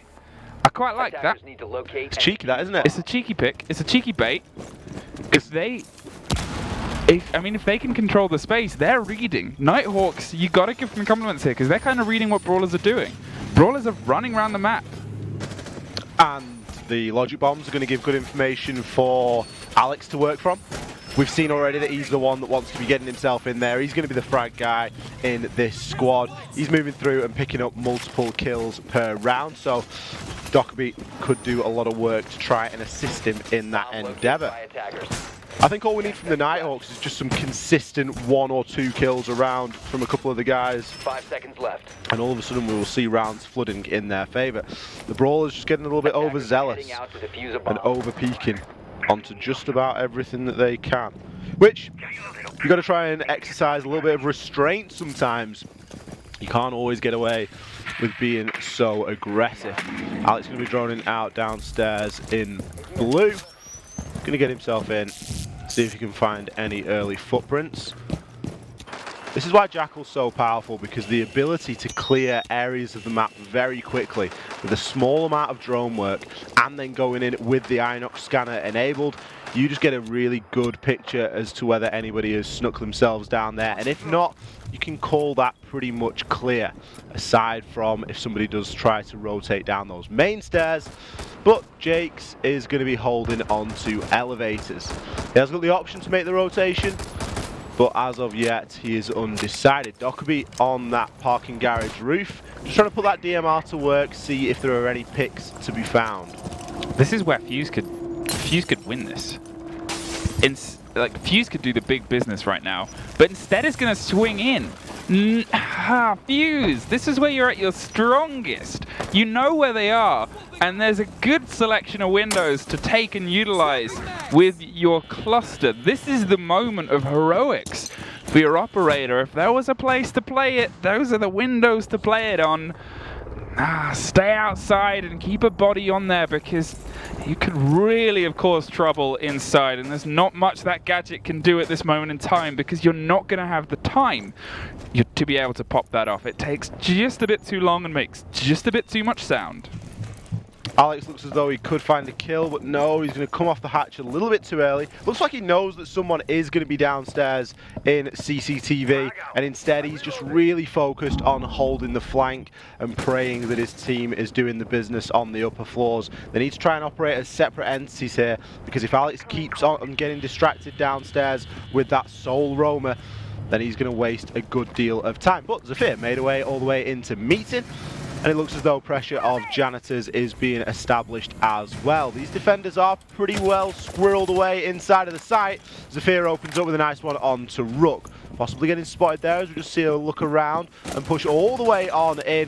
Not really much game sense there to speak of, as there is going to be a Jaeger behind the couch, and well, kills are going to start to fly. The lone roamer is going to come back to hurt just about everybody there as Jakes finds an easy kill. Valkyrie getting it down, but in and amongst the chaos, a diffuser has been planted.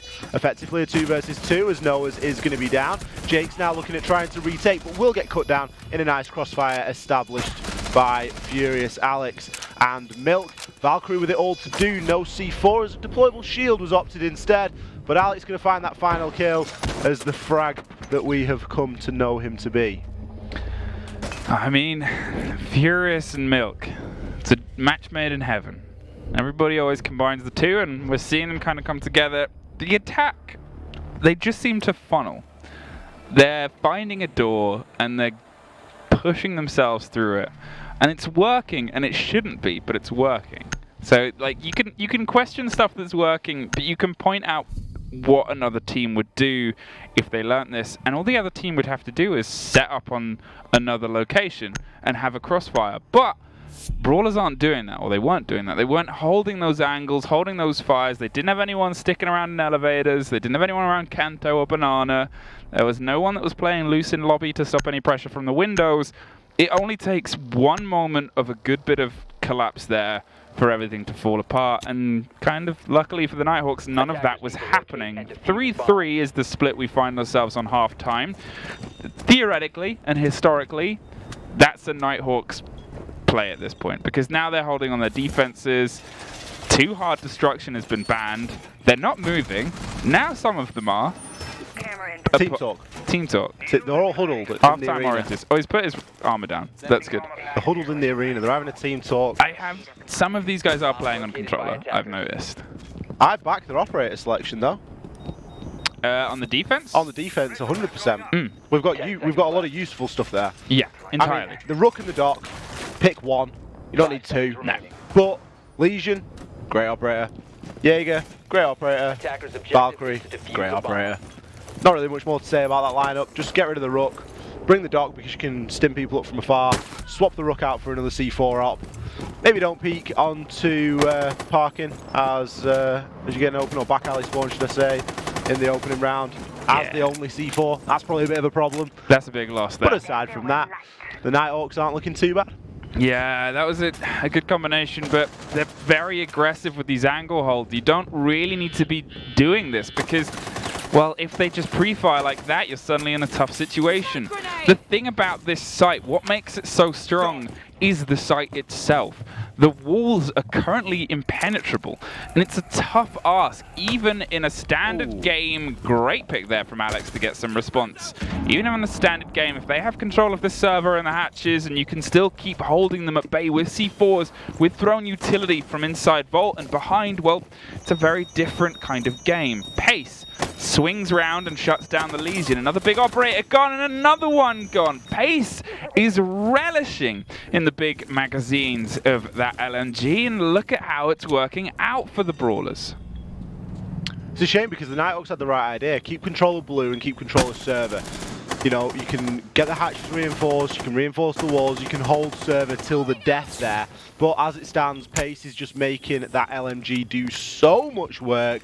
Constantly holding Mouse 1 and doing a heck of a lot of damage. They've now taken control of server and they're looking to aggress on into sight. Milk going to be Candela flashed there, as he will in fact be downed. Doesn't actually have any backup from his teammate. Josh could do with peeking onto this now, as he could get a couple of kills quite easily. As it stands, it looks as though Josh is unfortunately going to take out his teammate. No rotation is going to be a very big problem indeed, and with 2 impact grenades left, there is still time to make one. As it stands, the Brawlers have flooded in from multiple angles. Jafferman coming in through the garage. He's going to be able to do the business with the secondary and close out that round. Despite the bans, Fluke, we are seeing it what feels like an attacker-sided bank, and I'm confused.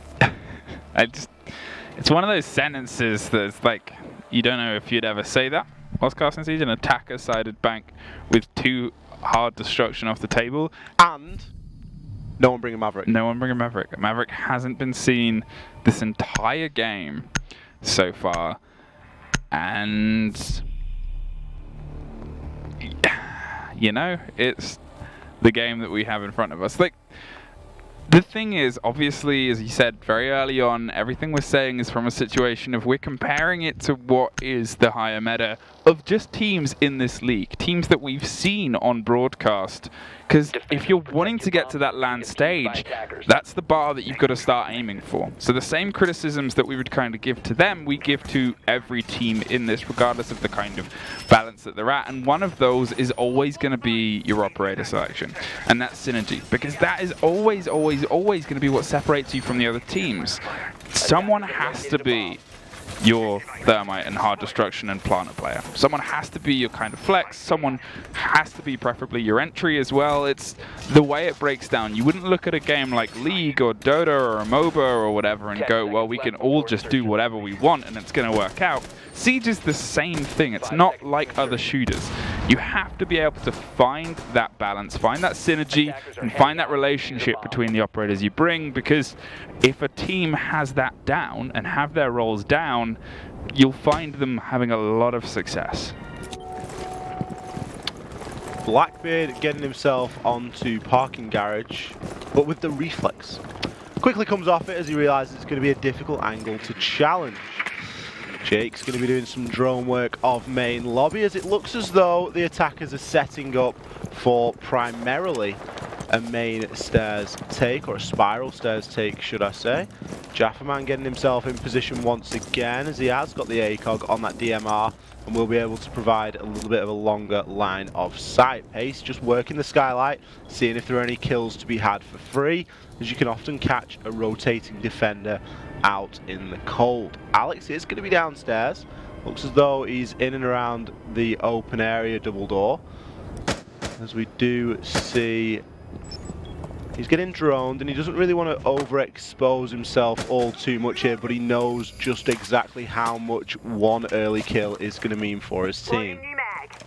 Well, Alex is trying to creep a little bit closer, and again he's playing an open area. As we've said a few times, the flank on this map can be completely deadly, and Milk is actually going to open it up against a Jafferman and get that entry. That must have been a nice kill, because Jafferman was all the way out on the garage. You can see Milk there just holding that from Banana, so I imagine that was quite a nice long-range kill for him there. Yeah, there's Dokkaebi lying down, listening to the beautiful classical music as she thinks about all the mistakes that she made there. Might not know about the body just underneath Banana, and it's the slow creeping Blackbeard.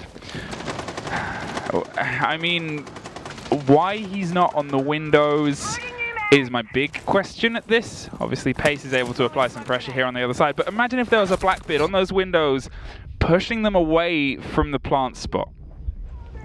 It could do a lot of work. The windows are very powerful and they are very seldom used. Kills will trade in either direction.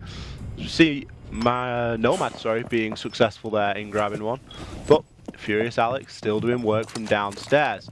He's not going to be allowed to make his way up the main stairs, but will get caught in an air jab momentarily. That's going to give his location away. And with only 30 seconds left, he needs to figure out a way of rejoining this fight because he needs to be there in the dying seconds, as you know that kills are going to start to flood. Shake Milk is going to fall down, but Noahs gets one back in return. Make that 2, as now we enter a 2 versus 1, and he finishes it with the triple. The MPX, despite being a pea shooter, will be put to exceptional work there, as just about everybody on the TAC makes their way through or past meeting. Well, we might be going the whole distance on this map. 4-4 we sit on. It's been a bit back and forth between the two sides, and obviously Pace and Alex are, well, setting that furious pace between the pair of them because they're leading away on kills. There has been some standout moments from other players on the team. Obviously, we've just seen Noahs get the 3K to clutch out, and Milk has done some work too, as well as obviously Jakes and Jaffa Man. But at the same time, you know, it's a team game and you can only really be as strong as, well, your last operator. So it's finding a little bit of a way to swoop that together to be able to swoop across this map. Lockers CCTV, and we're seeing a Blackbeard pushing it before we're seeing a Maverick. Attackers need to locate and defuse as many bombs as they can. Now, this is the second time we're seeing a Blackbeard push it.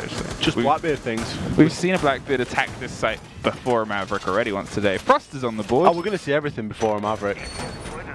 We will see we'll see a Cali before a Maverick. It'll be time for the new season operators to come out, and it's just interesting watching it unfold and how these guys want to play it, because I think you could argue, had either side started to bring the Maverick, would they have won more attacking rounds? 10 seconds left. Maybe not. With the way that we've seen it play, maybe not. But have the defenders been a little bit overzealous and overpeaked a lot of stuff? Yeah, sure. It's interesting because looking back on it now, we can almost say, well, the Maverick, or the lack of a Maverick, wasn't really that crucial because we sat at an equal 4-4. Yeah. That being said, would it have been nice to see him? Yeah. Oh, yeah. Because you've got to think, okay, so not on so much on the Nighthawks defense. They're being more aggressive about how they want to hold down. But when the Brawlers were defending, they completely handed over the kind of service area. They said, well, you can just take that. All it would take then is a Blackbeard to just go to where the default plant is and then kind of open up a hole and then make sure that they can just get into the default, because there hasn't been a huge amount of denial utility. Milk is just tapping bullets, and to KB, don't take this slowly, because that happens. Just keep pushing. Just keep running. That's the second time that we've seen Dokkaebi die early on, and in fact it's a little bit of a head-to-head engagement that's starting to develop here. That's twice in a row now. Milk has found the kill onto Jaffa as the opener for the round. Is it going to do anything for the Nighthawks in helping them to control this site though? Frostmat there is going to get found by the Nomad. As Alex pushes on up aggressively, can he get a Toxic Babe canister up? It doesn't look as though he can. He messes up the throw and will instead have to push on out, as the Track Stingers are going to cause him a little bit of damage and just force him off his position. Still with 2 players inside a server. Good chance at holding this, but Sigma is going to one-tap Milk back in return. Well, Norwich, they're just digging in right now underneath, and here comes the collapse against the aggression. They're playing in and around their own control, and they've actually put an air jab towards the inside of the site, but the smoke canister over the shoulder is a good bit of utility burn there because it's forcing everything further away. Nomad on a flicker of health. One more of those and she's gone, but in the meantime, Gridlock is able to just wide swing for the frag. They're pushing aggressively against the hatch, which was unreinforced. They're doubling down, but Furious Alex is furiously fighting for his life. Unfortunately, it's not quite enough. And now, once again, it is Joshi versus the world. A lot of work to do there and not a lot of information to go off. I don't think anybody knew that Jakes was pushing through Gold Vault, unless the static cam was up in the corner near elevators. But as it stands, we do see another round going toward the Brawlers there. Despite losing the opening pick, they are now at a scoreline of 5-4. 1 round away from match point. And it is a battle at the top of both of these leaderboards. You can see Pace has been putting Gridlock to so much work. 16-4, cracking scoreline there, and Alex on the other side with 12 kills as well. Really fighting it out, trying to keep their team in the mix. Still on board here with the Blackbeards, still pushing against Lockers CC. Ash is 6th picking off, as is Vigil for a Twitch and a Legion respectively. Obviously, again, the issues with lineup seem to be more falling towards the more inexperienced players, but that is it, really. Obviously, if you want to start getting into the comp scene, you've got to start dipping your toes into the idea of maybe stretching out a few more operators' legs. Gonna try and hold the basement again. Not gonna opt for any of the other sites because, well, I guess it's familiar territory. However, obviously what you're doing isn't quite working. You've got to come up with a potential plan B or a plan C here. Big lack of information game from the defense. They really don't have anything to try and get any of the information that's being brought against them. Obviously, Pulse was taken out of the table, sure, but you have an Echo, you have a Maestro, you have Valkyrie, you have Mozzie, and you don't want any of them? Attackers are moving to defuse a bomb. Yeah, it's... I mean, and that's one of the problems with straying more toward default operator picks, or operators that have been in the game for a long time, like Jaeger, Doc, Rook.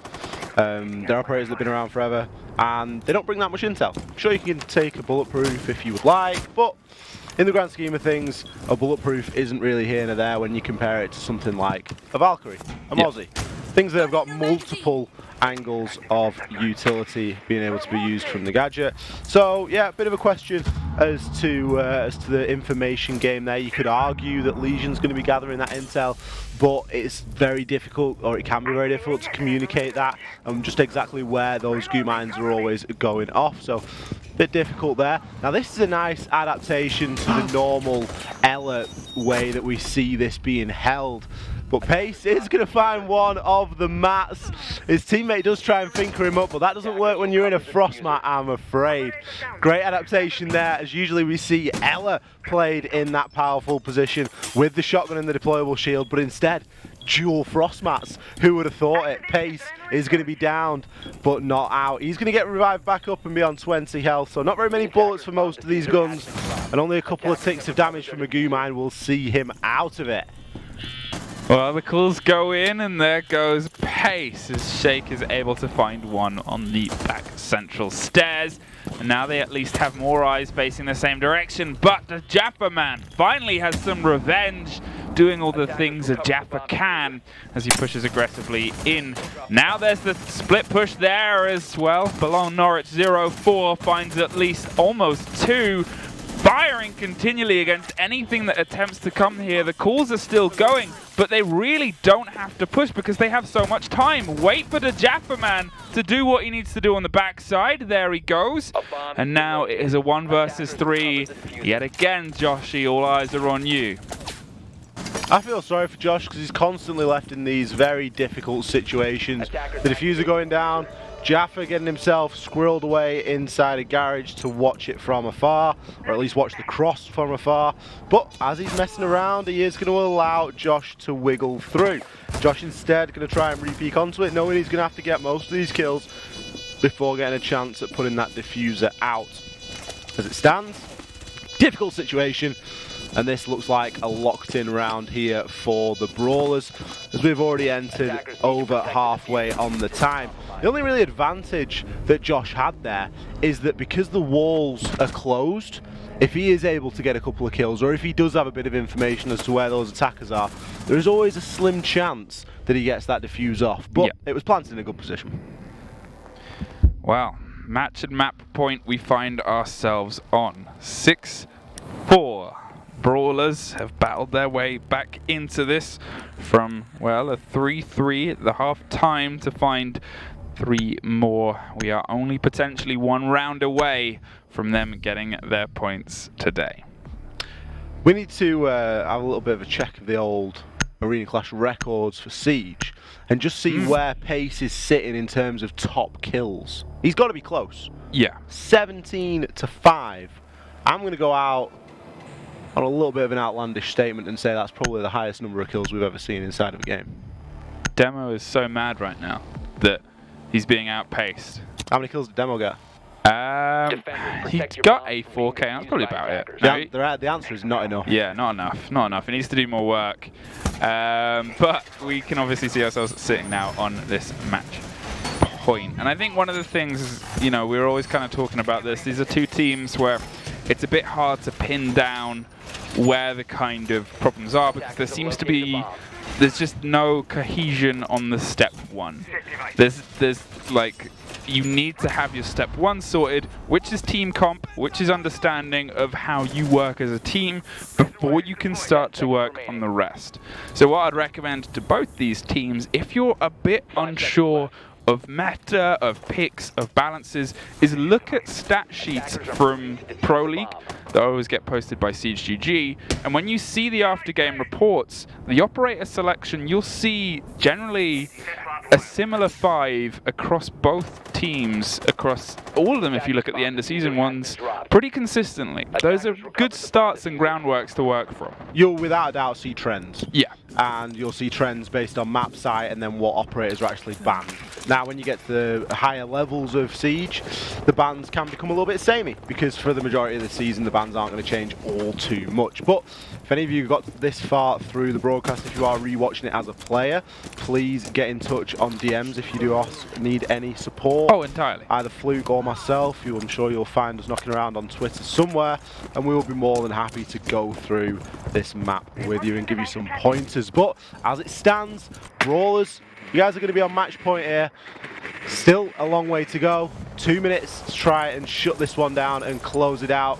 You did struggle last time you attacked upstairs into CEO, but you can already see nice long angles being held on the rappel, which is something that I always like. That's like a Tim Valcam there. If there was a C4 to go with it, that'd be 2 kills. Drop the diffuser. Attackers recovered the diffuser. Opening kill there from Josh onto Pace, just keeping him out of that top frag and roll, or at least trying to restrict some of the kills he's able to get. But instantly traded out there by the Nomad. Still information being grabbed there. Noahs truly does know where this attacking push is going to be coming from. And as you quite rightly say, Fluke, C4 from below, all that floor's destructible. Very easy there to get a couple of cheap kills. Noah's instead going to try and take it as a head-to-head gunfight, and has a huge exchange of damage with the Nomad. Now left to try and pre-fire on through the wall as the first dock will be called Rains Through. Noahs again, I think, is one of those players potentially using controller there, maybe. It may have just been a moment of slower movements, but has had a really good game otherwise. So obviously there's always the big argument about what is it like playing thumbsticks against mouse and keyboard. Mouse and keyboard is just more responsive. You're allowed to get tighter movements like we just saw there from Furious Alex. Those are nigh impossible to get with the sensitivity of a thumbstick. Jakes, in the meantime, finds one. Furious Alex gets the refrag there, and it's starting to all fall apart for the Brawlers, which is a good breath of wind for Nighthawks. There's obviously Nomad and Blackbeard. Well, they don't look like they're going to be able to get Nomad, actually, so it could just be Blackbeard that has enough health to fill in the rest of the Dapperman's health bar.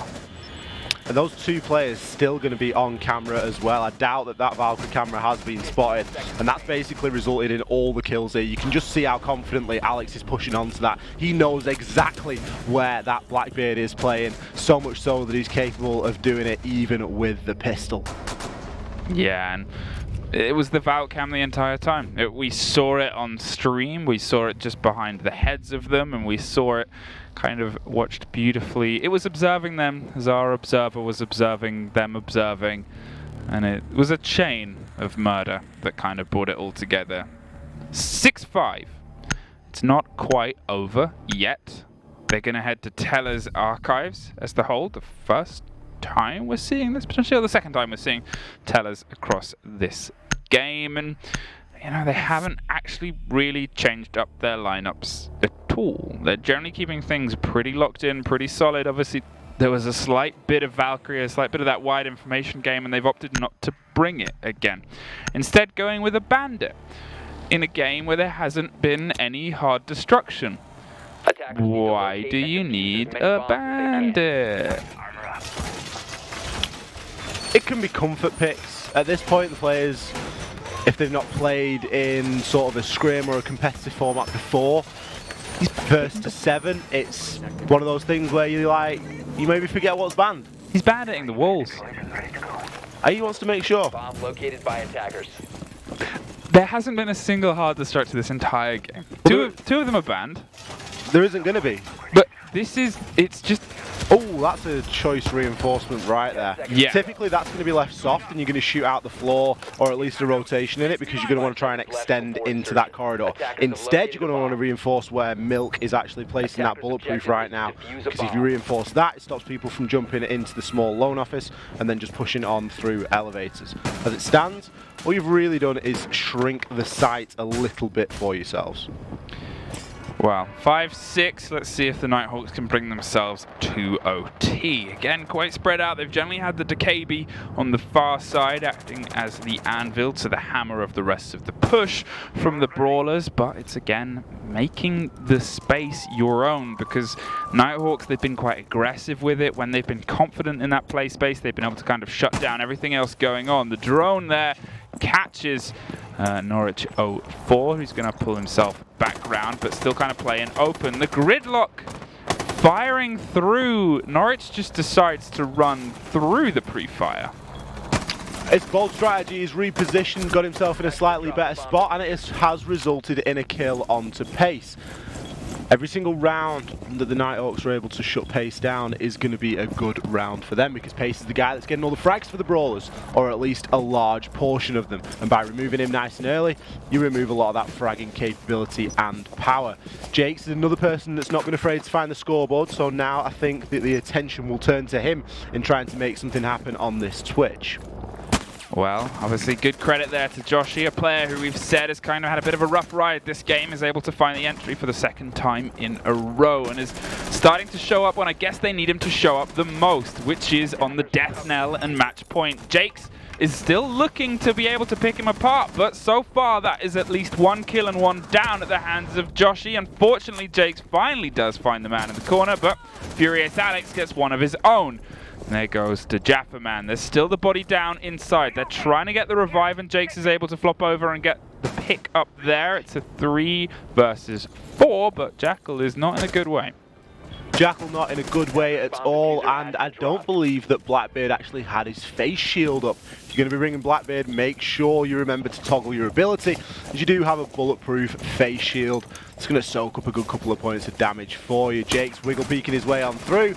Now knows that somebody is going to be challenging from the door. And well, the lack of vertical control here is blaringly obvious. The Brawlers struggling to make anything happen, pushing through doors and windows, because there are powerful angles that can be held. Alex finds one, and Noah's the second. 2 kills coming in quick succession there for the Nighthawks, and they're able to drag things back. To OT we go. T. One of the things about that site as well, the eastern side of that teller's wall, the one that leads into the bank lobby, was unreinforced. It was soft. And they didn't read into that. They didn't try and apply the pressure onto it, which if they had, they would have been able to really just cut across it. Always an option to make sure you know which walls are reinforced and not, because like you say, that's a really key wall. I thought that was reinforced. It might have just been one of them that was unreinforced. Either way. Maybe it got reinforced from the other side. Or Potentially. But at any rate, if that isn't reinforced, get it open straight away. Soft destruction all the way in, and all of a sudden you've got a nice line of sight.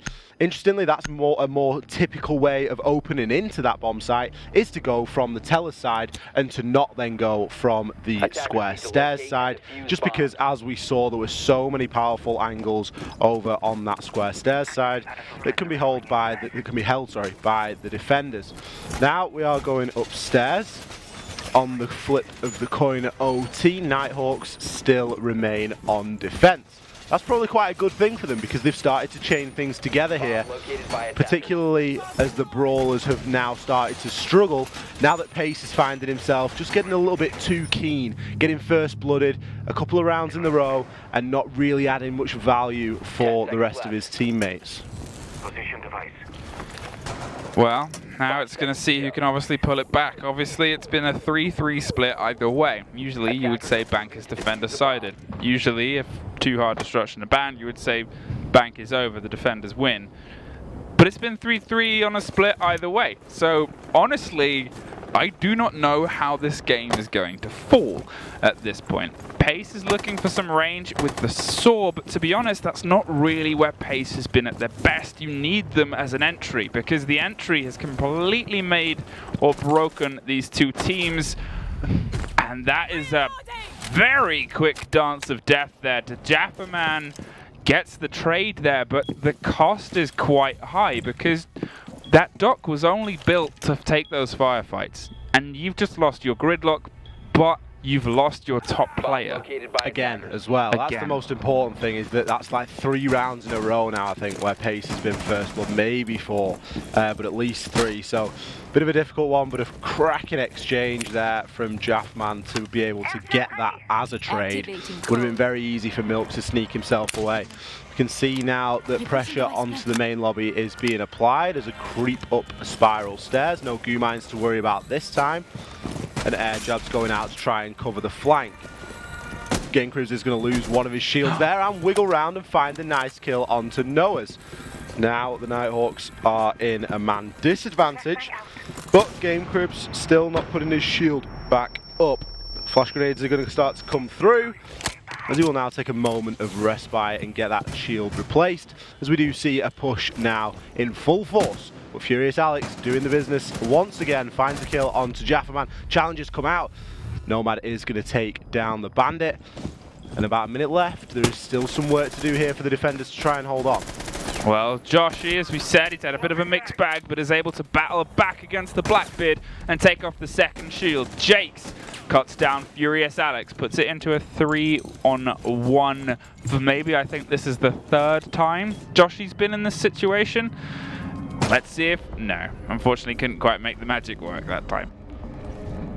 It'll happen one day. It'll happen. It's just difficult when you're constantly getting left in that 1v3, 1v4 situation. And it's not through him doing anything other than just taking sensible gunfights. I think he's not like overtly trying to keep his life and like run away from engagement. You see him getting involved in fights, getting involved in gunfights, but just not over peaking on them necessarily. Now, how the tables have turned. Furious Alex has overtaken Pace in terms of kills, but in terms of round count, it is now in the favour of the Brawlers, and we enter overtime match point. This is their 2nd attempt at trying to convert this game into a win. Yeah, and they're obviously on defense. They have Locker's CCTV. They're bringing the ACOG of Rook. Kaid is there. Have we seen a Maestro at all this playday? Have we seen an Echo at all this game? I haven't seen either of them. Nor a Maverick, actually. Nor a Defenders, Maverick. protect your bombs from being defused by attackers. This may be the only time I think I've seen a Bank where we haven't seen a Maestro, at least. This may be the only time in the history of Bank that we haven't seen any 3 of those operators at all. Quite possibly. And you kind of, you need someone to bring that role, and obviously to have that information, that intel. They're on the board. They're so capable at this point. We've seen a bit of smoke usage, but never really on the basement. Really, it's generally been AC4 in the hands of obviously Valkyrie is there. Kaid is bringing the Org again. Yeah, I mean, I think we've seen the deployable sometimes on Valkyrie as well, and this when it comes down to operator selection, in that you've got an option there on the Jaeger to bring the deployable shield, I believe, where if you're really desperate for that shield, as it stands, I don't think the shield's actually been placed by the Valkyrie, so you want to try and switch that out for the C4. But there's definitely ways and means of getting exactly what you want. You'd still be able to bring a shield and bring the C4 on Valkyrie. I guess that would be the main point. And that just comes down to operator composition and then being confident in knowing what you're going to bring to anyone's site, and then you're not making last second adjustments, because there isn't a great deal of time to start messing around with classes as you are picking operators. So, certainly some food for thought there, and some conversations that you can have as a team, but you are going to want to get those sort of things pretty well nailed off. But looks as though the hatches have been caded. That's just going to avoid anyone from standing on them, as we don't have any hard destructors to actually take full advantage and get those open. Usually we've seen quite heavy focuses on server side pushes. Interestingly, the hatch into server has not been reinforced. That's going to be open pretty quickly there, very kindly by the Ash. Now the Legion is going to be really exposed, and with no one playing on blue stairs to assist him, his days are going to be numbered, although you can see at least 5 goo mines dotted around there in his vicinity, and we can also hear an ADS, so he is well set up to stay here for a while. And if Jakes could grab a kill in here, it could do a lot to slow this push down from the Nighthawks, which is already at a snail's pace. There's only about a minute left, and yet no real progress has been made. One thing I would like to know is the kind of IGL situation about this, because obviously players like Jakes, like Furious Alex, they seem to have a bit of an idea of how to do the holds and how to kind of set stuff up, but somebody needs to take charge and tell people what to do. So he's going to swing around the side of the servers. A good collapse there from Jackal, and the combination of Capitao cooks the man out from behind the wall of servers. A good start for the Nighthawks here, but it's going to take more than a good start, and well, you kind of hope the Brawlers don't just throw themselves at this as a peak, one after the other after the other. You don't have to hold this from inside the room at all. There's no reason to, generally, at this point, because, well, otherwise, why would you? You know where the push is coming from, and that's why they get better angles, tighter positions, and Noah is doing big work right now with Capitao to find the second for the round. Look at how much time is left, though. Not a lot of time left at all, and Cade could do a lot here with that C4 that he's got in his hand. We have seen a toss come out, but it won't be successful. Gets a snap-on kill there onto Shake, as we do suffer unfortunate team damage there as well. Looks as though the round could get won out on time here, as Pace is on a triple, but Noah's trying to get that diffuser down, will be taken out. It's going to be a round going for the Brawlers there. Once again, showing us how to defend downstairs on Bank. Well, that's GG. Brawlers get it with a hard-fought victory, 8-6. Now, obviously, we can kind of...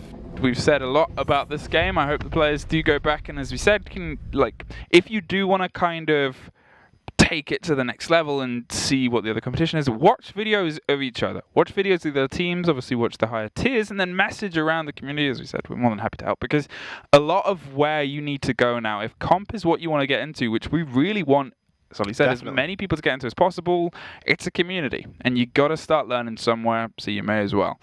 But otherwise, obviously, the first point on the board there for the Brawlers for the season. Yeah, Brawlers did a great job there, took it all the way. There wasn't really much separating those teams either, which was quite nice, because I think had there been a really large skill gap between those two teams, we could have seen a bit of a whitewash one way or another. So to see them fairly well matched was a bit of a relief, I guess, and certainly a lot of learning from both to do. I think just by going back and watching over the VOD and having the benefit of the spectator view and the silhouettes and being able to see just exactly what was going on at certain times, that's going to do a lot to give them a little bit of confidence moving forward and something maybe to work on. But thank you very much for watching this evening. We do very much appreciate it. We'll be back next week with more games here in the arena. So thank you so much, and see you next week.